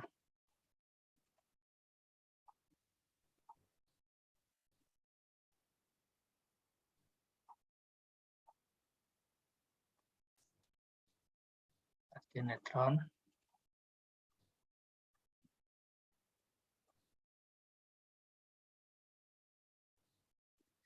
Ini data Neutron yang saya gunakan. Nah, kalau bisa lihat, ya dia artinya sudah mendekati bagus datanya. Model yang kita gunakan, kita lihat ada kecocokan. Merah dengan hitam, ini sudah breaknya sudah ada. Kemudian darah yang hijaunya sudah lurus juga. Nah, saya refine-nya ini saya refine, zero-nya saya refine, kemudian ini saya refine, datanya saya refine adalah yang saya bilang tadi. Saya refine hanya ini saja, ini kecocokan, ini sama ini saya constraint. Ini sambilnya di sini 0,8, ini saya atur 0,2. Ini nilai ini saya coba apa saja, atur saja nilainya 0,8 karena dari perhitungan saya hitung berarti BI-nya sekian, 0,8, BB-nya 0,2. Jadi berarti bisa PB itu berada di posisi BI dan BB ini juga berada di posisi BI gitu. Nah, ini saya bagi dia jumlahnya segitu. Nah, hanya data-data ini beberapa ini saja yang saya constraint. Kalau ini saya constraint, ternyata dia tidak memberikan hasil yang bagus, ya udah sampai situ saja. Mana yang bisa di constraint ya sampai situ. Tapi yang sebaiknya adalah memang bisa semua kita bukan constraint, artinya kita refine, kita checklist. Nah, tapi kalau tidak bisa, ya sebatas bisa kita checklist itu saja kita ambil. Ya, jadi kita sudah dapatkan hasil yang lumayan bagus begitu ya. Tapi yang pasti adalah nilai A, B, C wajib kita checklist, nilai posisi X, Y, Z wajib kita checklist. Kemudian yang posisi kita checklist adalah UVW-nya ini wajib kita checklist. Nah, itu yang saya bilang tadi, jadi sampel saya ini berorientasi pada sumbu Z atau sumbu Z gitu ya. Semoga saya centang juga dia di sini. Nah, ini beberapa constraint yang saya lakukan untuk mendapatkan hasilnya itu, ya karena saya pengen posisinya sama. Nah, ini berarti posisi ini sama, posisi ini sama. Nah, ini posisi TI dengan MN sama seperti yang saya bilang tadi. Gitu ya. Jadi beberapa posisi berarti dia menempati posisi yang random dari situ. Nah, itu yang saya lakukan terhadap sampel saya, sehingga data inilah yang saya ambil, saya laporkan dan informasi output-nya saya cek dan dapat nilai banyak. Yang saya ambil itu adalah nilai terakhir sini, berapa GOV-nya, ya, artinya ini sudah mendekati betul ya 1,2, ini kan 1,2 nilainya, UVW-nya cukup tinggi, tapi setidaknya adalah nilai RP-nya cukup tinggi, tapi ya profil sudah bagus, nggak masalah. Tapi GOV-nya ini kayaknya ini sudah mendekati 1, ya lumayan. Jadi data ini bisa diterima begitu. Nah, mungkin itu sementara yang bisa saya sampaikan. Kalau ada diskusi kita mau latihan, nanti data ini bisa saya berikan beberapa data untuk latihan sebagai rekening Bu Fitri. Kalau mau latihan, silakan data saya berikan nanti yang X-ray-nya itu ya, mungkin detikanya kan sudah punya Bapak Ibu ya. Mungkin data X-ray-nya bisa saya berikan untuk latihan. Kalau ada diskusi apa ini nanti bisa kita coba bicarakan. Demikian. Ya, terima kasih Pak Profesor Sulkarji atas pemaparan materinya. Luar biasa sekali ya. Jadi ternyata memang jam terbang penting sekali nih Pak dalam proses refinement-nya ya. Jadi banyak parameter-parameter yang bisa dimainkan di sana sehingga kita mendapatkan nilai refinement yang boleh dibilang tepat gitu ya Pak ya, sesuai dengan standar yang digunakan. Oke Bapak Ibu semua dan adik-adik peserta kuliah pakar ini, kita masih punya waktu cukup banyak ya, kurang lebih 35 menit untuk sesi diskusi. Monggo barangkali ada yang ingin ditanyakan. Silakan bisa raise hand, kalau tidak Anda bisa ketik chat. Ya, ada raise hand Mbak Septi. Ada yang lain? Ya, mungkin Mbak Septi dulu. Monggo Mbak Septi. Masih di mute Mbak Septi. Ya. Nah. Assalamualaikum. Terdengar belum? Dah, dengar. Oh ya, itu kan nama saya Septia Kurniawati Arifah, saya dari S2 Kimia, S2 Ilmu Kimia. Kan tadi biasanya saya menggunakan refinement yang modelnya libel. Jadinya yang normal belum pernah. Jadi saya ingin menanyakan, apakah Rietveld refinement ini bisa untuk semua sampel? Maksudnya untuk sampel entah dia perovskite, apa dia garnet, apa dia sampel, semua sampel oksida bisa atau tidak? Ini saya mau tanya lainnya. Ya, terus yang kedua, saya ingin bertanya, untuk menentukan type ketika input the phases kan dia ada name dan type yang di menu input the phase, itu tuh cara menentukan dia type-nya apa itu bagaimana gitu Pak? Terima kasih. Oke, yang pertama langsung saja ya Pak Edi ya. Boleh, silakan Pak. Yang pertama, apakah semua bisa dilakukan? Pada prinsipnya bisa. Ya, pada prinsipnya bisa. Yang penting adalah data kita itu adalah jangan amorph. Ya, kalau amorph dia enggak. Makanya tadi kan good quality, high quality itu katanya. Jadi artinya memang sampel kita itu adalah single phase yang powder yang bagus sekali. Artinya puncaknya itu dengan memang tajam dan apa gitu ya. Jadi kalau amorph, saya sering melakukannya amorph, hasilnya kurang bagus, ya gitu ya. Jadi sebagusnya adalah sampel kita itu adalah single phase, dan ya kalau tidak single phase boleh juga beberapa kalau mau beberapa fasa gitu ya. Jadi artinya adalah sampel kita adalah high quality dalam bentuk kristalitinya. Jadi itu yang menentukan sekali gitu ya. Kalau kristalitinya bagus maka data kita akan bagus begitu ya. Kemudian apakah semua sampel bisa? Bisa. Ya, semua data bisa. Tetapi dalam beberapa kasus kalau unsur-unsur kita itu banyak yang non logamnya, nah itu yang tidak bisa, tidak pas dan tidak match. Apalagi sampel-sampel misalnya organik atau apa gitu itu tidak kurang match dia. Seperti saya punya sampel Arif Yudis yang saya punya itu oksigennya terlalu besar, terlalu banyak gitu ya. Nah, begitu saya lakukan dengan Rietveld, hasilnya kurang memuaskan. Ya, hasilnya kurang memuaskan apa? Karena oksigen ketika lakukan difrasi SRD kan tidak terdifrasi dengan baik dia gitu ya, karena unsurnya unsur ringan gitu ya. Maka biasanya dikombinkan orang dengan data neutron. Nah, dulu saya juga coba artinya digabungkan, biasanya kadang data SRD dengan data neutron di-refine gitu, bisa digabungkan begitu ya. Tapi saya waktu itu tidak sempat belajar banyak, ya masih bereksperimen juga saya, jadi saya nggak bisa memberikan apa ya. Tapi informasinya itu yang saya bisa berikan. Datanya itu bisa dikombin, merefine-nya, digabungkan data SRD dengan data neutron. Jadi pada prinsipnya bisa ya. Jadi dan kemudian adalah yang berikutnya adalah tadi saya bilang tadi melakukan pengukuran SRD-nya dengan step yang cukup lama, yang dengan step yang 9 tadi, sehingga hasilnya data SRD-nya dengan high quality. Kemudian yang kedua tadi apa? Yang pertama itu sudah selesai, sudah paham maksudnya? Ya Pak, terima kasih. Nah, yang kedua yang type. Ketika input the phase, terus memutuskan type-nya itu apa gitu Pak? Memutuskan type-nya apa gitu ya. Jadi kan seperti saya bisa saja sampel saya itu punya dua space group type apanya gitu ya. Misalnya A2, 1 AM seperti yang bilang tadi ya, atau A4MM yang bilang tadi ya. Itu maksudnya kan. Nah, saya kan model sudah saya coba banding-bandingkan, ada beberapa data yang mungkin dari pola SRD-nya match gitu ya, cocok gitu ya. Tapi yang mana sih yang bagusnya? Yang mana yang sesuainya? Itulah kita refine tadi. Nah, kita lihat nanti apakah ketika kita refine itu profilnya match, cocok. Kemudian kedua adalah kita lihat RP-nya tadi, RWP-nya tadi. nilai RP dan LWP tadi lebih rendah dan nilai K-nya itu juga mendekati 1, dan itulah yang kita ambil yang sebagai data phase-nya yang cocok begitu. Berarti kalau misalkan diketahui tadi berdekatan dengan dua tipe space group, kita coba dua-duanya berarti ya Pak ya? Kita coba pertama, kemudian dicoba dengan yang berikutnya. Iya, kita coba kedua-duanya.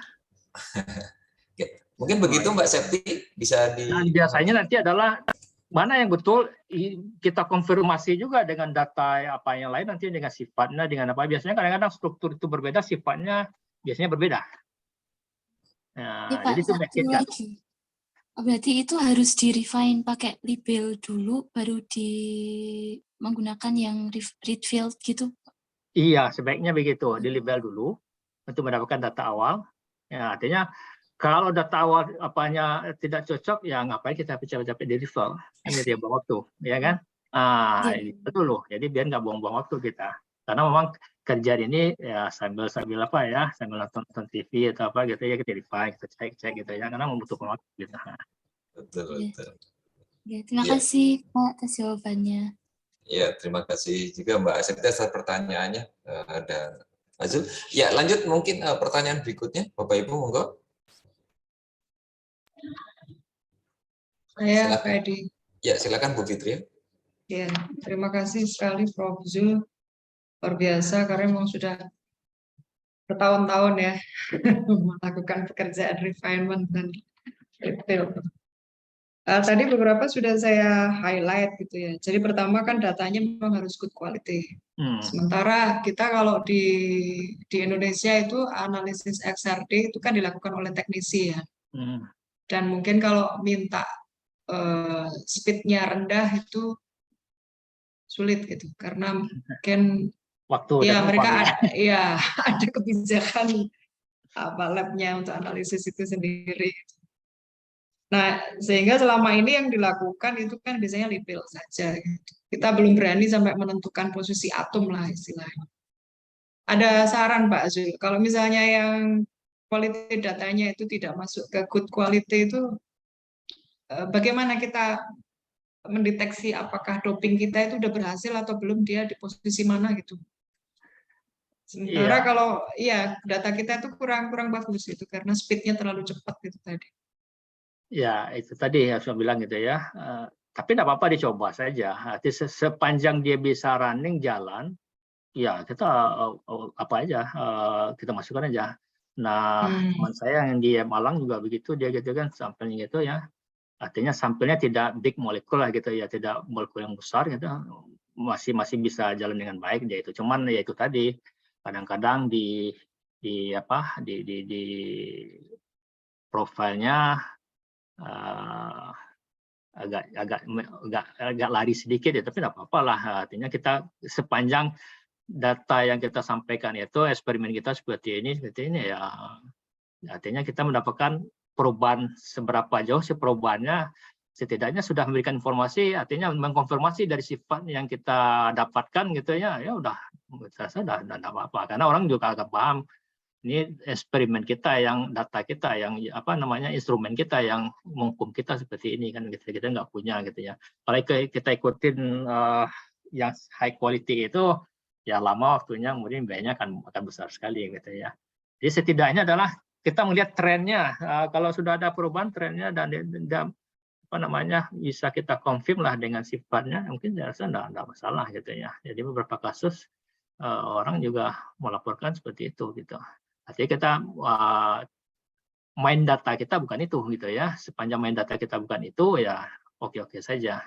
Artinya kita mengkonfirm dari sifatnya yang kita coba buktikan begitu ya. Jadi terlihat trennya terlihat gitu ya udah ya data pendukung kita sudah ada. Tapi kalau itu mendapatkan kita mau mereport struktur tentu nggak boleh seperti itu kan gitu. Nah, gitu. Ya, oke, terima kasih. Satu lagi Pak Edi boleh? Boleh, silakan Bu. Masih ada waktu 15 menit. Ini yang tadi kan Pak Prof. Zul kan tadi menunjukkan refine-nya itu yang digerakkan adalah di satu sumbu yang C gitu ya. A dan B-nya dibikin tetap. Apakah memang caranya seperti itu ya? Kita menggerakkan per sumbu dulu. Jadi yang dua dibikin tetap dulu. satu digerakkan, kemudian nanti yang lain ditetapkan, apakah seperti itu? Itu pengalaman aja itu. Jadi artinya kita coba-coba saja. Artinya kalau terlalu besar gerakannya, ya mungkin kita ambil itu tuh kita fixkan, kita sudah dapat mungkin sumbu A, B-nya sudah cocok, serasa cocok gitu ya. Itu kita tinggalkan itu dulu. Ya mungkin C-nya terlalu, ya kita bisa juga memperkirakan gitu ya. Perubahan yang signifikan itu nanti adalah pada sumbu C-nya begitu ya, karena kalau melihat posisi masuknya barangkali gitu ya, dia mempengaruhi sumbu C begitu ya.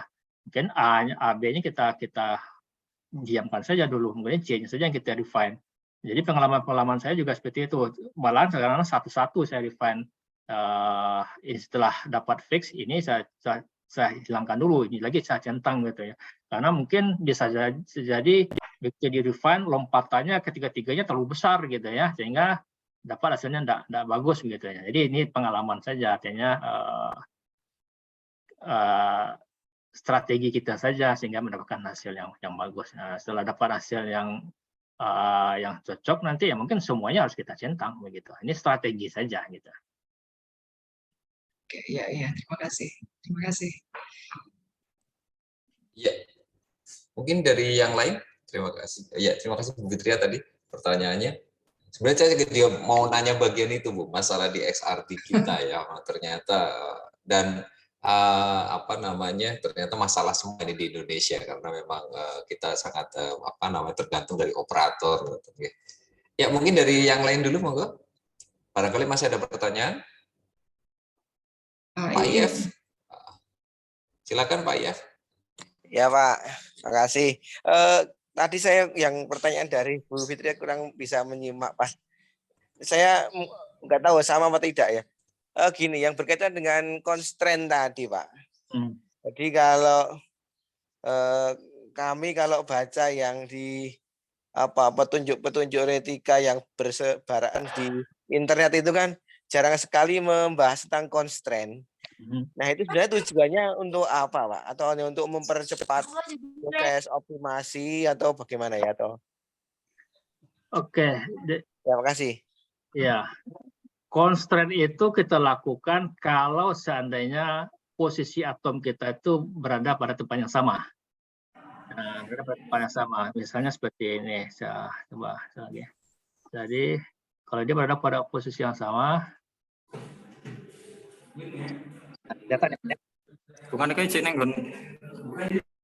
ya, jadi SR dan PR ini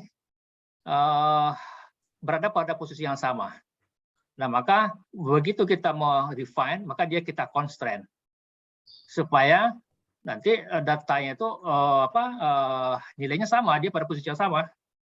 Tetapi perlu kita masukkan, kenapa tidak SR saja kita masukkan? Karena ukuran atomnya berbeda, dia akan memberikan nilai intensitas yang berbeda. Nah, jadi makanya posisinya pada atomnya sama, tetapi kita refine dia kedua-dua dengan memasukkan atom dengan bisa jadi dengan muatan yang berbeda, dengan jajari yang berbeda, tetapi dia berada pada posisi yang sama. Itu gunanya constraint.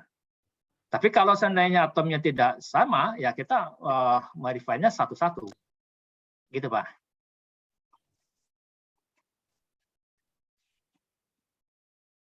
Bisa dipahami, Pak? Berarti kan dari refinement label kita udah bisa memperkirakan strukturnya ya. Dari strukturnya itu terus kita perkirakan yang posisi sama yang atom apa saja gitu ya, Prof.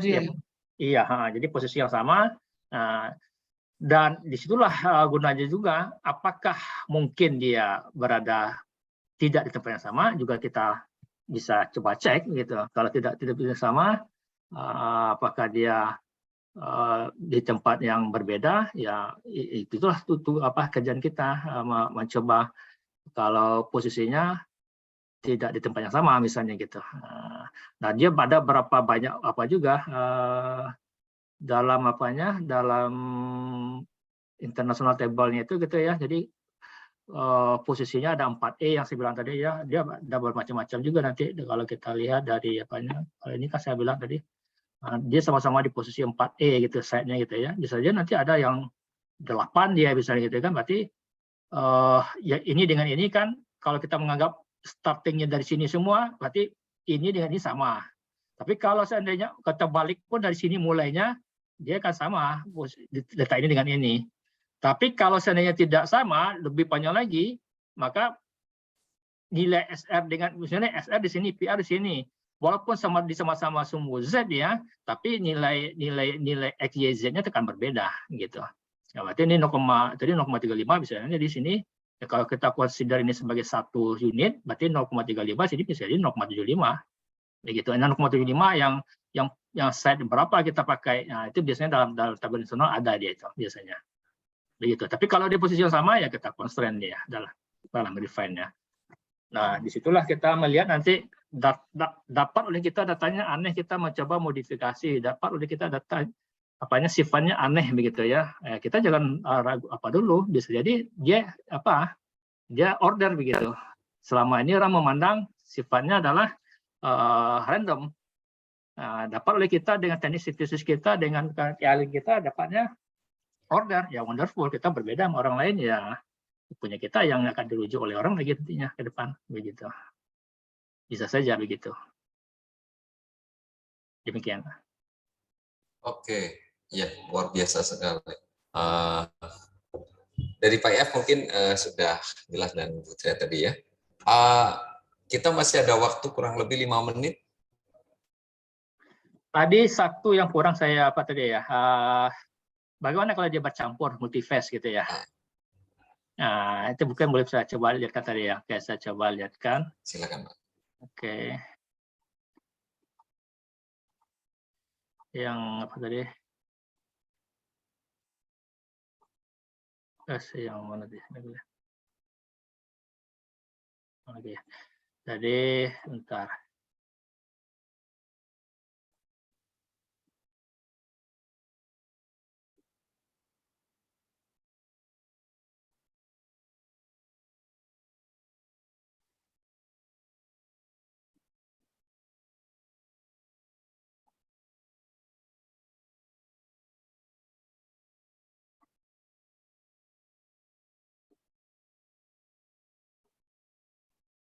Oke.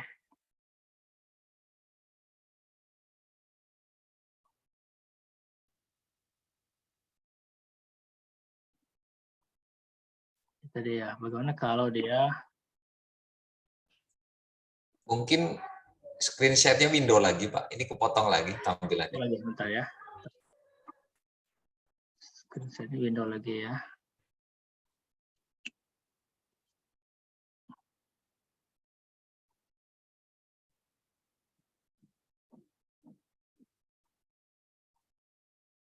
Kan ya.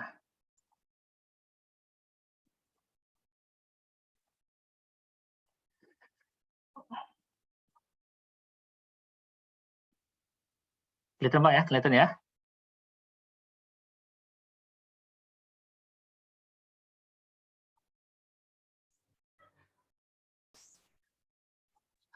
Masih hanya potongan toolbar atas nih, Pak. Oh, masih terpotong ya, masih? Iya.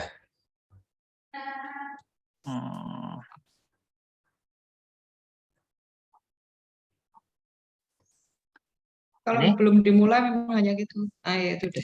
Ini. Oke. Nah, ini kan saya pakai multiphase gitu ya. Banyak 3 fasa saya pakai gitu ya.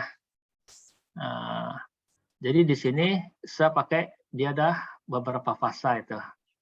Saya pakai beberapa fasa dia dalam refine-nya, fasa 1, fasa 2, fasa 3. Ini fasa 1, fasa 2, fasa 3. Jadi kalau saya mau tambah aja nanti apanya dalam fasanya, nanti saya bisa tambah ini fasa 4 misalnya gitu ya. Tambah sini saya tambah fasa 4 misalnya kalau mau nambah gitu ya. Nah, jadi saya define-nya sama dengan tadi, konsepnya sama. Misalnya sampel saya bercampur gitu ya. Main utama sampai fase 1 ya, fase utama adalah kasih fase 1. Kemudian ada impurity, fase kedua, ada fase ketiga. Gitu ya, saya define juga seperti tadi, saya datangnya data neutron. Tadi kita define juga, nanti dari outputnya kita dapatkan nanti berapa persen dia dikasih informasi dia di sini, berapa apanya biasanya dikasih informasi di sini masing-masing fasanya itu. Kelihatan di sini nanti berapa persentage fasanya. Ini kelihatan apa Bapak Ibu ya, kelihatan ya? Fase 1, 2%, fase 3, dia kasih informasi. Jadi pasal 2 yang banyak, pasal 3 sedikit sekian persen. Nah, kemudian dari data ini juga kita bisa lihat nanti berapa density dari sampel kita itu, karena kita sudah menginputkan atom-atomnya, jadi kita akan bisa kelihatan nanti density-nya berapa sih dari sampel kita itu, dan dengan result ini bisa ketahuan. Jadi density sampel kita sekian, dan kita nanti konfirmasi dengan kita hitung secara eksperimen. Nah, jadi nanti dari data ini kita ketahuan nanti berapa persentasenya, kemudian persentase sampel kita fasa mana yang terbanyak dia. Jadi bisa juga dengan refinement 2 fasa atau 3 fasa atau campuran fasa. Nah, begitu.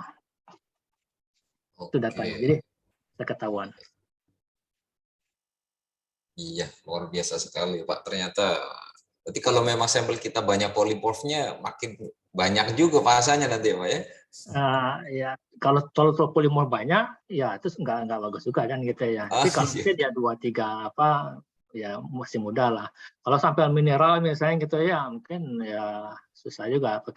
Makanya data di SRD masing-masing kan, misalnya SRD Bapak Ibu di high score pakai apa itu bisa dicek juga berapa nilai persentase juga kelihatan situ. Tetapi yang kalau lebih fix itu nanti dengan teknik ini bisa kita lebih meyakinkan kita gitu. Iya. Mungkin dari saya satu, Pak, ini yang tadi masalah teknis awal. Biasanya kan kita XRD, tadi Bapak bilang ada baseline refinement juga. Nah, ini kan sering kita dapat XRD biasanya di dua data rendah kan agak melengkung gitu, agak lurus ya, Pak ya. Iya, nah, iya, itu tadi kan hanya di bagian zero saja. Apakah ada strategi lain, Pak, supaya nggak menjadi masalah di belakang gitu? Karena biasanya kan grafiknya nggak lurus di depan, baru kemudian agak datar di 2 theta tertentu sampai belakang. Itu bagaimana, Pak, kira-kira? Sepanjang data kita bagus biasanya jarang gitu ya. Tapi pernah sampai saya sinkroton, background-nya saya refine aja, dan akhirnya dia mengikuti saja begitu. Seperti dia gitu. Jadi pernah saya sinkroton dan itu agak melengkung dia gitu ya. Begitu saya refine, dia menyesuaikan saja dari background itu kan kita coba atur dia sesuaikan. Tapi sebaiknya tentu ya waktu mengambilnya itu ya kalau sepanjang kita hati-hati dalam mengambil datanya, biasanya jarang sampel itu yang datanya itu melengkung seperti itu gitu ya, jarang begitu ya. Sepanjang kita prepare sampelnya bagus gitu. Iya, betul. Oke, terima kasih Pak Azul. Ya, saya rasa sudah jam 11 tepat, Bu Fitria. Apakah kita akan nambah waktu atau sudah cukup? Ya, saya kira sudah cukup, Pak Edi. Sudah cukup, ya.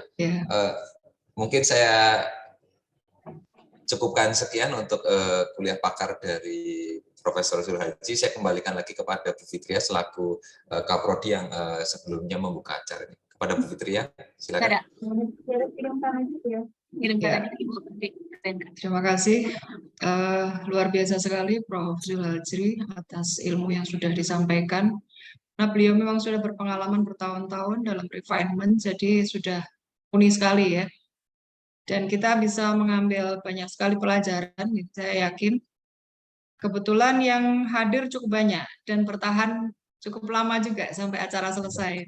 Ini ada Prof. Atik dari Unpad, kemudian ada Dr. Yusuf dari Universitas Lampung ya, dari Unlam. Ada Dr. Mita juga, kemudian ada Dr. Dahlan.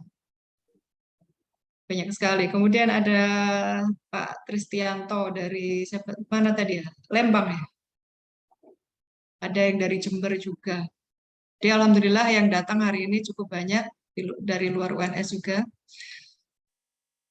Terima kasih saya ucapkan pada para dosen Prodi Kimia yang sudah ikut hadir. Ada Prof. Edi, Prof. Sentot, Dr. Witri, Prof. Sayekti. Nah ini Pak Dahlan ini nampak gambarnya ini. Sudah lama nggak ketemu. Alhamdulillah, baik Bu Prof. Apa kabar nih? Halo Leo. Baik Bu Prof. Terima kasih banyak atas kuliah pakarnya. Terima kasih Pak Dahlan. Terima kasih banyak Pak Zul. Sama-sama Pak, nanti kita banyak lagi diskusinya nanti. Ya, sama. Terima kasih Bu Fitria. Hai, ini Salam Prof. semuanya Ati Pak Edi. juga Padahal nongol ini. Rajul. Kita reuni. Mari Uni. Iya. Ya, saya senang sekali bahwa acara hari ini bisa dihadiri oleh para akademisi ya, baik dari UNS maupun dari luar UNS. Kemudian mahasiswa yang hadir juga menyimak dengan baik dan saya yakin manfaat yang besar-besarnya pada pengayaan keilmuan kita, ya. Baik kami dari dosen maupun dari mahasiswa. Sekali lagi saya ucapkan terima kasih atas kesediaan Prof. Zulhajri untuk berbagi ilmu pada kuliah pakar kali ini dan kita tutup acara hari ini dengan bacaan hamdalah. Alhamdulillahirrahmanirrahim.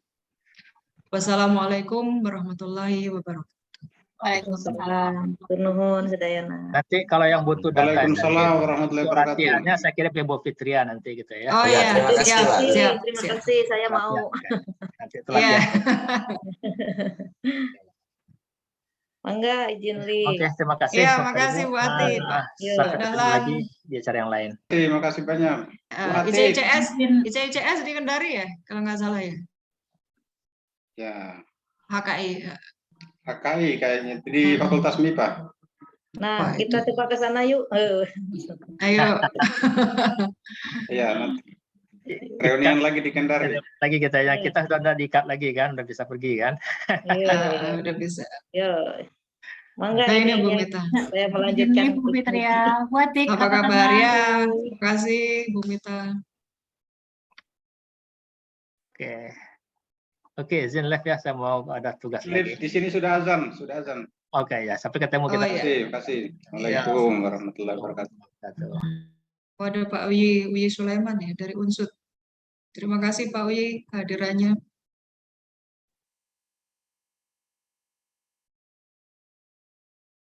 Baik, Mas Eko bisa di stop recordingnya.